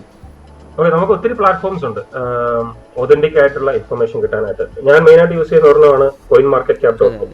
ഓക്കെ, coinmarketcap.com എന്ന് പറയുന്നത് ഒരു എക്സ്ചേഞ്ച് അല്ല, ഒരു അഗ്രിഗേറ്റർ ആണ്. അവിടെ ലോകത്തുള്ള പല എക്സ്ചേഞ്ചുകളിലെയും പ്ലാറ്റ്ഫോമുകളിലെയും ഇൻഫർമേഷൻ എല്ലാം കൂടെ നന്നായിട്ട് അഗ്രിഗേറ്റ് ചെയ്തിട്ട് കറക്റ്റ് ഇൻഫർമേഷൻ അപ്ഡേറ്റ് ചെയ്ത് പ്രൊവൈഡ് ചെയ്യുന്ന പ്ലാറ്റ്ഫോമാണ് coinmarketcap.com. ഈ coinmarketcap.com എന്ന് പറയുന്നത് കണക്റ്റഡ് ടു ബൈനാൻസും ആണ്. കാരണം ബൈനാൻസ് ആണ് ലോകത്തിലെ തന്നെ ഏറ്റവും വലിയ നല്ല ഒരു ക്രിപ്റ്റോ എക്സ്ചേഞ്ച്. ഓക്കെ, ഇപ്പൊ ഇന്ത്യയിലാണെങ്കിൽ വസ്റെക്സ് ഉണ്ട്, സെപ്പേ ഉണ്ട്, CoinDZX ഉണ്ട്, CoinSwitch Cuber ഉണ്ട്. അപ്പൊ ഓരോരുത്തർക്കും അതിലേക്കൊക്കെ ഒരു ഇൻക്ലിനേഷൻ കാണും, ഇന്ന എക്സ്ചേഞ്ച് ആണ് നല്ലത്. ഞാൻ വാസ്റെക്സ് യൂസ് ചെയ്യുന്ന ഒരാളാണ്. പ്രധാനമായിട്ടും അത് ബൈനാൻസുമായിട്ട് കണക്റ്റഡ് ആണ് എന്നുള്ളത് കൊണ്ടാണ് ഞാൻ വാസ്റെക്സ് കൂടുതൽ യൂസ് ചെയ്യുന്നത്. അതെ, വാസ്റെക്സ് പിന്നെ വളരെ സിമ്പിൾ ആണ്, വളരെ കോംപ്ലിക്കേറ്റഡ് സബ്ജക്ട്. അപ്പൊ ഒരു തുടക്കക്കാരനാണ് വാസ്റെക്സിൽ ഒക്കെ വന്നിട്ട് അത്യാവശ്യം രൂപയൊക്കെ ഇട്ടിട്ട് ക്രിപ്റ്റോ മേടിച്ച് വിറ്റ് അതിന്റെ ഒരു തുടക്കം തുടങ്ങാം. എന്നിട്ട് പതുക്കെ ഈ ഫണ്ട് ബൈനാൻസിലേക്ക് ട്രാൻസ്ഫർ ചെയ്യാം. അതിന് ഫീ ഒന്നുമില്ല, കാരണം ഇത് കണക്റ്റഡ് ആണ്. പിന്നെ ബൈനാൻസിൽ പോയിട്ട് ഹൈ ലെവൽ ട്രേഡിംഗ്, അഡ്വാൻസ്ഡ് ട്രേഡിംഗും കാര്യങ്ങളൊക്കെ പതുക്കെ ചെയ്ത് തുടങ്ങാം. ബൈനാൻസിൽ ഒത്തിരി ഓപ്ഷൻസ് ഉണ്ട് പാസീവ് ഇൻകം കിട്ടാനായിട്ട്. അപ്പോൾ അവിടെയൊക്കെ കൊണ്ടുപോയി നമ്മുടെ ക്രിപ്റ്റോ നമ്മൾ ട്രേഡ് ചെയ്യുന്നില്ലെങ്കിൽ അവിടെയൊക്കെ കൊണ്ടുപോയി വെച്ച് കഴിഞ്ഞ് കഴിഞ്ഞാൽ നമുക്ക് സുഖമായിട്ട് ഇൻട്രസ്റ്റ് കിട്ടുകൊണ്ടിരിക്കും അല്ലെ. അപ്പൊ അങ്ങനെയുള്ള ഒത്തിരി കാര്യങ്ങൾ ചെയ്യാൻ പറ്റും. അപ്പൊ coinmarketcap.com എന്ന് പറയുന്നത് നല്ലൊരു വെബ്സൈറ്റ് ആണ്. അതുപോലെ കോയിൻ ഗെക്കോ ഉണ്ട്. കോയിൻ ഗെക്കോ ഞാൻ യൂസ് ചെയ്യുന്ന ഒരു വെബ്സൈറ്റ് ആണ്. ഇൻഡിവിജ്വൽ ക്രിപ്റ്റോ കറൻസികളെ കുറിച്ച് പഠിക്കാനും കാര്യങ്ങൾ. പക്ഷേ അഗൈൻ നിങ്ങൾ ഇപ്പോൾ ഒരു ക്രിപ്റ്റോയെ കുറിച്ച് റിസർച്ച് ചെയ്യാൻ പോവുകയാണെന്നുണ്ടെങ്കിൽ ആദ്യം നമ്മൾ നോക്കുന്ന ഒരു കാര്യം, നമ്മളൊരു കമ്പനി ആണെങ്കിൽ തന്നെ നമ്മൾ അതിന്റെ ഒരു ബിസിനസ് പ്ലാൻ നോക്കും അല്ലെ. ക്രിപ്റ്റോ ആണെങ്കിൽ അതിന്റെ ബിസിനസ് പ്ലാൻ എന്ന് പറയുന്നത് എന്തുവാ? വൈറ്റ് പേപ്പറിലാണ് ശരിക്കും അവര് എല്ലാ കാര്യങ്ങളും ഉൾക്കൊള്ളിക്കേണ്ടത്. അല്ല, പലരുടെയും ഒരു ഡൗട്ട് എന്ന് പറഞ്ഞത് ഈ വൈറ്റ് പേപ്പർ എന്ന് പറഞ്ഞാൽ സാധാരണക്കാർക്ക് മനസ്സിലാക്കാൻ പറ്റാത്ത ഒരു സാധനമാണ് എന്ന ചിന്താഗതിയാണ്. കാരണം ബിറ്റ്കോയിന്റെ വൈറ്റ് പേപ്പർ എന്ന് പറയുമ്പോൾ ഒരു ബുക്കാണല്ലോ. അപ്പൊ ആ ഒരു മൈൻഡ് സെറ്റ് ആണ് പലർക്കും ഉണ്ടാവുക. വളരെ സിമ്പിൾ ആയിട്ട് ഒരു കോയിന്റെ ബേണിംഗ് എന്താണ്, ആ കോയിന്റെ സപ്ലൈ എന്താണ്, ആ കോയിൻ എന്തൊക്കെ ചെയ്യാൻ പോണത്, അതായത് ജനനം മുതൽ മരണം വരെ അവർ എന്ത് ചെയ്യും എന്നുള്ളത് എഴുതി വെച്ചിട്ടുള്ള, തിട്ടപ്പെടുത്തി എഴുതി വെച്ചിട്ടുള്ള ഒരു 10-15 പേപ്പറാണ്. അതായത് ഒരു ചെറിയൊരു PDF ഫയൽ മാത്രമാണ് വൈറ്റ് പേപ്പർ. അപ്പോൾ അതിലെല്ലാം അടങ്ങിയിട്ടുണ്ട് എന്നുള്ളത് ഇപ്പോഴും ആൾക്കാർക്ക് അറിയില്ല. അതാണ് ശരിക്കും റിയാലിറ്റി. കാരണം നമ്മളൊരു ക്രിപ്റ്റോയെ കുറിച്ച് ജെനുവിൻ ആയിട്ട് ഇൻട്രസ്റ്റ് തോന്നി അതിനെക്കുറിച്ച് റിസർച്ച് നടത്തുന്നുണ്ടെങ്കിൽ നമ്മൾ അതിന്റെ വൈറ്റ് പേപ്പർ നോക്കിയിരിക്കണം. പിന്നെ okay, definitely there will be some technical stuff. അതായത് വളരെ ടെക്നിക്കൽ ആയിട്ടുള്ള അതിന്റെ ഫോർമുലയും കാര്യങ്ങളൊക്കെ പലതിലും ഇൻക്ലൂഡ് ചെയ്യും. നമ്മളത് നോക്കണ്ട, സ്കിപ്പ് ചെയ്ത് വിട്ടേക്കുക. നമ്മളിപ്പോ ഒരു പത്രം വായിക്കുമ്പോൾ എല്ലാ വാർത്തയും വായിക്കും അല്ലെ. നമ്മൾ പത്രം വായിക്കുമ്പോൾ നമ്മൾ പെട്ടെന്ന് സ്പോർട്സിലേക്ക് പോകും. അത് കഴിഞ്ഞ് പിന്നെ ആരും നമ്മുടെ അടുത്ത് മരിച്ചിട്ടുണ്ടോ എന്ന് നോക്കും. പിന്നെ പെട്ടെന്ന് പോയിട്ട് ഒരു ഹെഡ്ലൈൻസ് ഒക്കെ വായിച്ചു എന്ന് പറയുന്നത് നമ്മൾ സ്കിം ചെയ്താൽ മതി. നമ്മൾ സ്കിം ചെയ്ത് നമുക്ക് വേണ്ട ഇൻഫർമേഷൻ മാത്രം എടുത്താൽ മതി അല്ലെ. ബാക്കി എല്ലാത്തിലേക്കും നമ്മൾ പോകേണ്ട കാര്യം. പിന്നെ അതുപോലെ തന്നെ ഇപ്പം ഈ പറഞ്ഞ കാര്യങ്ങളൊക്കെ coinmarketcap വഴി പോകാൻ കേട്ടോ. കാരണം coinmarketcap നമ്മൾ കയറി നോക്കി കഴിയുമ്പോൾ വൈറ്റ് പേപ്പറിലേക്ക് ഒരു ലിങ്ക് കാണും. അതിൽ ക്ലിക്ക് ചെയ്യാം. നമ്മൾ വൈറ്റ് പേപ്പറിലേക്ക് കയറിപ്പോൾ നമുക്ക് അതെല്ലാം നോക്കാൻ പറ്റും. പിന്നെ വെബ്സൈറ്റിലേക്ക് ഒരു ലിങ്ക് കാണും. നമ്മൾ വെബ്സൈറ്റിലേക്ക് കയറി നോക്കുക. നമ്മളിപ്പോ ഒരു കമ്പനി ഒരു സാധനം മേടിക്കാൻ പോകുകയാണെങ്കിൽ അതിന്റെ വെബ്സൈറ്റിൽ കയറി നോക്കത്തില്ല. എന്ന് പറയുന്ന പോലെ ക്രിപ്റ്റോയുടെ ethereum.org ഒന്ന് പോയി നോക്കുക. അല്ലെ കർഡാനയുടെ വെബ്സൈറ്റിൽ ഒന്ന് പോയി നോക്കുക. അവിടെ എന്തൊക്കെയാണ് പറഞ്ഞിരിക്കുന്നത്, എന്തൊക്കെയാണ് കാര്യങ്ങൾ ചെയ്തുകൊണ്ടിരിക്കുന്നത്, എന്തൊക്കെയാണ് ഡെവലപ്മെന്റ്സ് വരുന്നത്, അതിനെക്കുറിച്ചൊക്കെ ഒന്ന് പഠിക്കുക. അത് കഴിഞ്ഞിട്ട് നമ്മൾ പതുക്കെ പോയിട്ട് പിന്നെ മാർക്കറ്റ് ക്യാപിറ്റലൈസേഷൻ ഒക്കെ നോക്കും. എന്താണ് മാർക്കറ്റ് ക്യാപിറ്റലൈസേഷൻ എന്ന് പറയുന്നത്? മാർക്കറ്റ് ക്യാപിറ്റലൈസേഷൻ സിംപ്ലി പറഞ്ഞു കഴിഞ്ഞാൽ നമ്മുടെ കോയിന്റെ പ്രൈസിനെ അതിന്റെ സർക്കുലേറ്റ് ചെയ്യുന്ന സപ്ലൈ കൊണ്ട് ഗുണിക്കുന്നതാണ് മാർക്കറ്റ് ക്യാപിറ്റലൈസേഷൻ എന്ന് പറയുന്നത്. അപ്പം ബിറ്റ്കോയിനൊക്കെ ആണെങ്കിൽ 45-46% എന്ന് പറയുന്നത് ബിറ്റ്കോയിന്റെ ആയിരിക്കും മാർക്കറ്റിന്റെ മൊത്തം ഡോമിനേറ്റ് ചെയ്യുന്നത്. രണ്ടാമത് എത്തീരിയം ആണ്, ഏകദേശം 17-17% എത്തീരിയത്തിന്റെ ഡോമിനൻസ് എന്ന് പറയുന്നത്. പിന്നെയുള്ള ക്രിപ്റ്റോ കറൻസികളെല്ലാം 0.5, 0.2, 0.01 ഇങ്ങനെ പറഞ്ഞിട്ട് വന്നോണ്ടിരിക്കും. അപ്പൊ ഈ മാർക്കറ്റ് ക്യാപിറ്റലൈസേഷൻ ഒന്ന് നോക്കുക എത്രയുണ്ട്. വളരെ മോശമാണ് കമ്പാരിറ്റീവ്ലി എന്നുണ്ടെങ്കിൽ ചിലപ്പോൾ നമ്മൾ അതിലേക്ക് എൻട്രി ചെയ്യുന്നത് റിസ്ക് ആയിരിക്കും അല്ലെ. പിന്നെ നമ്മൾ സർക്കുലേറ്റിംഗ് സപ്ലൈ നോക്കും. ഈ സർക്കുലേറ്റിംഗ് സപ്ലൈ എന്ന് പറഞ്ഞാൽ എന്താ, ശരിക്കും മാർക്കറ്റിൽ എത്ര സർക്കുലേറ്റ് ചെയ്യുന്നുണ്ട്. കാരണം ഈ ക്രിപ്റ്റോ കറൻസികൾ മൈൻ ചെയ്ത് ബ്ലോക്ക് ചെയിനിലേക്ക് വന്ന് അത് എക്സ്ചേഞ്ചിലേക്കൊക്കെ വന്ന് സർക്കുലേഷനിലേക്ക് വന്നെങ്കിൽ മാത്രമേ അത് ഇവിടെ ഉണ്ടെന്ന് നമുക്ക് പറയാൻ പറ്റൂ അല്ലെ. ചിലപ്പോൾ ചിലതൊക്കെ എന്ന് പറഞ്ഞു കഴിഞ്ഞാൽ ഡെവലപ്പേഴ്സ് ഒക്കെ ഒത്തിരി ആയിട്ട് ഇങ്ങനെ കീപ്പ് സൈഡ് ചെയ്യുന്നുണ്ടാവും, ഭയങ്കര ഹൈ പെർസെന്റേജ്. അങ്ങനെയുള്ള ക്രിപ്റ്റോ കറൻസികളിലൊക്കെ നമ്മൾ ഇൻവെസ്റ്റ് ചെയ്യുമ്പോൾ എന്താ കുഴപ്പമെന്ന് പറഞ്ഞാൽ ലേറ്റർ ഇതൊക്കെ കൊണ്ടുവന്ന് മാർക്കറ്റിൽ ഡംപ് ചെയ്താൽ പ്രൈസിനൊക്കെ ഭയങ്കരമായിട്ട് അഫക്ട് ചെയ്യും. അപ്പൊ ഞാനൊക്കെ എപ്പോഴും പറയുന്ന ഒരു 60% മുകളിലേക്ക് സർക്കുലേറ്റിംഗ് സപ്ലൈ പെർസെന്റേജ് ഒക്കെ ഉള്ള ക്രിപ്റ്റോ കറൻസികളെ നോക്കി അതിലേക്കൊക്കെ ഇൻവെസ്റ്റ് ചെയ്യണം തുടക്കക്കാരാണെങ്കിൽ. നമ്മൾ പഠിച്ച് എക്സ്പെർട്ട് ഒക്കെ ആയി കഴിയുമ്പോൾ ചിലപ്പോൾ നമുക്ക് വേറെ പലതിലേക്കൊക്കെ ഇൻക്ലിനേഷൻ വരും. പക്ഷെ നമ്മൾ തുടക്കക്കാരാണ് എപ്പോഴും ഒരു 70%-നൊക്കെ മുകളിൽ സർക്കുലേറ്റിംഗ്. ഇപ്പൊ ബിറ്റ്കോയിൻ ഒക്കെ ആണെങ്കിൽ 89.2% സർക്കുലേറ്റിംഗ് സപ്ലൈ. 18 മില്യൺ സപ്ലൈ കഴിഞ്ഞപ്പോൾ ഓൾറെഡി. അതെ, 18.5 മില്യൺ സപ്ലൈ കഴിഞ്ഞു. അപ്പൊ അങ്ങനെയുള്ള സർക്കുലേറ്റിംഗ് സപ്ലൈ പെർസെന്റേജ് ഹൈ ആയിട്ടുള്ള ക്രിപ്റ്റോ കറൻസികളെ ആയിരിക്കണം നമ്മൾ കൂടുതൽ നോക്കേണ്ടത്. കാരണം ഇല്ലെന്നുണ്ടെങ്കിൽ ലേറ്റർ മാർക്കറ്റ് ഡംപിങ്ങും കാര്യങ്ങളൊക്കെ വന്നു കഴിഞ്ഞാൽ അത് പ്രൈസിനെ ലോങ് ടൈമിൽ അഫക്ട് ചെയ്യാനുള്ള ചാൻസ് ഉണ്ട്. പിന്നെ നമ്മള് ഞാൻ പറഞ്ഞു ഈ പ്രോജക്റ്റുകൾ ഡെവലപ്പ് ചെയ്യുമ്പോൾ അത് ചെയ്യുന്ന ആളുകളുണ്ട് അല്ലെ. ഇപ്പൊ മിർസാദിന്റെ ഒരു ക്രിപ്റ്റോ ട്രൈബ് ചാനൽ അല്ലെ കമ്മ്യൂണിറ്റി എന്ന് പറയുന്നത് നിങ്ങൾ ഫോളോ ചെയ്യുന്നതിന് ചില റീസൺസ് ഉണ്ടാവും അല്ലെ. കാരണം മിർസാദ് അതിനെ നന്നായിട്ട് ഓർഗനൈസ് ചെയ്ത് സ്ട്രക്ചർ ചെയ്ത് റിസർച്ച് ചെയ്ത് നല്ല രീതിയിൽ പ്രസന്റ് ചെയ്ത് പുതിയ പുതിയ കാര്യങ്ങൾ കൊണ്ടുവരുന്നു, ഇന്ററാക്ഷൻസ് നടത്തുന്നു. അപ്പൊ നിങ്ങൾ പഴയ വീഡിയോസ് ഒക്കെ പോയി കാണും അല്ലെ. പഴയ വീഡിയോസ് ഒക്കെ പോയി കാണും, കണ്ടിട്ട് ഓക്കെ ഇവൻ എന്താ മുമ്പ് ചെയ്തിരിക്കുന്നു, ഓക്കെ അവൻ എത്ര പേര് കമന്റ് ചെയ്തു, എന്താ അവനെ കമന്റ് ചെയ്തിരിക്കുന്നു, ഇങ്ങനെയുള്ള കാര്യങ്ങളൊക്കെ നമ്മൾ സിമ്പിൾ ആയിട്ട് നോക്കും. ഒരു ക്രിപ്റ്റോ കറൻസിയിലേക്ക് നമ്മൾ എൻ്റർ ചെയ്യാൻ പോകുമ്പോൾ, ഇൻവെസ്റ്റ് ചെയ്യാൻ പോകുമ്പോൾ ആരാ ഇത് ഉണ്ടാക്കിയതെന്ന് നോക്കണം. അവരെന്തിനാ ഇത് ഉണ്ടാക്കിയത്, ഇതിനു മുമ്പ് അവരെന്താ ഉണ്ടാക്കിക്കൊണ്ടിരിക്കുന്നത് അല്ലെ. ഇപ്പൊ മാർക്കറ്റില് കട നടത്തിക്കൊണ്ടിരുന്നിട്ട് പെട്ടെന്ന് ഒരു ദിവസം ക്രിപ്റ്റോ കറൻസി ഉണ്ടാക്കി ഇറക്കി വിട്ടവനാണോ എന്ന് നമ്മൾ അറിയണ്ടേ അല്ലെ. എന്താണ് അവന്റെ എക്സ്പീരിയൻസ്, എന്താണ് അവന്റെ ബാക്ക്ഗ്രൗണ്ട്, അത് നമ്മൾ എങ്ങനെ കണ്ടുപിടിക്കും? സിമ്പിൾ, അവന്റെ ട്വിറ്റർ അക്കൗണ്ട് പോയി നോക്കാം അല്ലെ, അവന്റെ ലിങ്ക്ഡിൻ പോയി നോക്കാം. അവന്റെ പ്രീവിയസ് എക്സ്പീരിയൻസ് നമുക്ക് ഈ സോഷ്യൽ മീഡിയയിൽ കണ്ടുപിടിക്കാൻ പറ്റാത്ത കാര്യങ്ങളൊന്നും ഇല്ല ശരിക്കും പറഞ്ഞില്ല അല്ലെ. പിന്നെ ഫേക്ക് ആയിട്ട് ഉണ്ടാക്കി വെച്ചിട്ട് ചെയ്യാം പലർക്കും, പക്ഷെ അന്നേരം ബാക്കി ഫണ്ടമെന്റൽസ് ഒന്നും അതുമായിട്ട് മാച്ച് ചെയ്യത്തില്ല അങ്ങനെ ചെയ്തു വരുമ്പോഴത്തേക്കും. കാരണം നമ്മൾ ഒരു കാര്യം നോക്കിയിട്ടല്ലല്ലോ അവർ. പിന്നെ അതുപോലെ ഒരു ക്രിപ്റ്റോ കറൻസി ഉണ്ടാക്കുമ്പോൾ അതിൽ ഒരാൾ മാത്രമായിട്ടില്ല, പലരുണ്ടാവും. അതുപോലെ തന്നെ അതിന്റെ ബാക്കപ്പ് ചെയ്യുന്ന ഒരു അഡ്വൈസറി ബോർഡ് പലപ്പോഴും കാണും. അതിന്റെ ഓരോ ആസ്പെക്ട്, ഫിനാൻഷ്യൽ ആസ്പെക്ട് അല്ലെങ്കിൽ മാർക്കറ്റിംഗ് ആസ്പെക്ട് അല്ലെങ്കിൽ ഡെവലപ്മെന്റ് ആസ്പെക്ട്, ഇതൊക്കെ ബാക്കപ്പ് ചെയ്യുന്ന ഒരു ഗ്രൂപ്പ് ഓഫ് ആൾക്കാർ. അവരാരാണ്? അതെ, ചിലപ്പോൾ ഇൻസ്റ്റിറ്റ്യൂഷൻ ഉണ്ടാവാൻ. അതാരാണ്? അവരെന്താണ് ചെയ്തുകൊണ്ടിരുന്നത്? അവരുടെ എക്സ്പെർട്ടൈസ് എന്താണ്? ഇങ്ങനെയുള്ള കാര്യങ്ങളൊക്കെ നോക്കുമ്പോൾ നമുക്ക് കോൺഫിഡൻസ് കൂടും. ഓക്കെ, ഇത് പ്രോമിസിംഗ് ആണ്, ഇതിൽ ചിലപ്പം ഡെവലപ്മെന്റ്സ് വരാനുണ്ട്. പിന്നെ ഞാൻ റോഡ് മാപ്പിന്റെ കാര്യം ഓൾറെഡി പറഞ്ഞു അല്ലെ. ഈ റോഡ് മാപ്പും റോഡ് ബ്ലോക്കും ഒക്കെ ഈ പറഞ്ഞ പോലെ നമ്മുടെ വൈറ്റ് പേപ്പറിൽ നിന്ന് കിട്ടും, അതുപോലെ ഇതിന്റെ വെബ്സൈറ്റിൽ പോയി നോക്കിയാൽ കിട്ടും. പിന്നെ ഒരു മെയിൻ ക്രിപ്റ്റോ കറൻസികളെ സംബന്ധിച്ചിടത്തോളം ഇത് ഡിജിറ്റൽ ആയതുകൊണ്ടും വെബ്സൈറ്റുകളും ഇന്റർനെറ്റുകളും വഴി മാത്രമാണ് ഇതിന്റെ എല്ലാ ആക്ടിവിറ്റീസും നടക്കുന്നത് എന്നുള്ളത് കൊണ്ടും ഒത്തിരി ഫോറംസും ബ്ലോഗ്സും എല്ലാം ഉണ്ട്. ഓക്കെ, കമ്മ്യൂണിറ്റി ചാനൽസ് ഉണ്ട്. സോ ട്വിറ്റർ ഒരു പ്രധാന ഇതാണ് ക്രിപ്റ്റോ കറൻസികളെ കുറിച്ച് അറിയാനും അപ്ഡേറ്റ് ചെയ്യാനും. കാരണം ഇവരുടെയൊക്കെ ട്വിറ്റർ അക്കൗണ്ടുകൾ നമുക്ക് സബ്സ്ക്രൈബ് ചെയ്യാം. പക്ഷെ ട്വിറ്ററിൽ കയറുമ്പോൾ വേറെ കുഴപ്പമെന്ന് പറഞ്ഞു കഴിഞ്ഞാൽ ഒരു കർഡാനോ ഉണ്ടെങ്കിൽ കർഡാനോടെ തന്നെ ഒരു 10 പേരുടെ ഗ്രൂപ്പ് ഉണ്ടാവും. ഓരോരുത്തരും അവരവരുടെ കർഡാനോക്ക് വേണ്ടി ഒരു ഗ്രൂപ്പ് ഉണ്ടാക്കി അതിന്റെ അകത്ത് എല്ലാം moon Cardano, moon Sheeba, moon അത്, മൂൺ ഇതെന്നും പറഞ്ഞിട്ട് ഇട്ടുകൊണ്ടിരിക്കും. അവിടെ ഒന്നും പോകാതിരിക്കുക, ഇതിന്റെ ഒഫീഷ്യൽ ട്വിറ്റർ അക്കൗണ്ടിൽ മാത്രം സബ്സ്ക്രൈബ് ചെയ്യുക. കാരണം ഓവർ വെൽമിംഗ് ആയിട്ടുള്ള ഇൻഫർമേഷൻ വരുമ്പോൾ നമ്മുടെ മൈൻഡ് കൺഫ്യൂസ്ഡ് ആവും. ഓക്കെ, നമുക്ക് വളരെ ട്രസ്റ്റഡ് ആയിട്ടുള്ള 1, 2, 3, 4 മാക്സിമം 5 കാര്യങ്ങളിൽ മാത്രം സബ്സ്ക്രൈബ് ചെയ്യുക. കാരണം അതിലൂടെ നമുക്ക് നല്ല ഇൻഫർമേഷൻ കിട്ടും. കാരണം നമുക്ക് 24 മണിക്കൂറല്ലേ ഉള്ളൂ, അതിനകത്ത് കിട്ടുന്ന ഇൻഫർമേഷൻ ഒക്കെ നമുക്ക് ചെയ്യാൻ പറ്റുള്ളൂ. പക്ഷെ ഒരു 100 അടുത്തുനിന്ന് ഇമെയിലും ട്വീറ്റും എല്ലാം വന്നുകൊണ്ടിരിക്കും. എന്നാ കുഴപ്പമെന്ന് പറഞ്ഞാൽ നമ്മൾ ഇതെല്ലാം കൂടെ കണ്ടിട്ട് ആകെ കൺഫ്യൂസ് ആയി.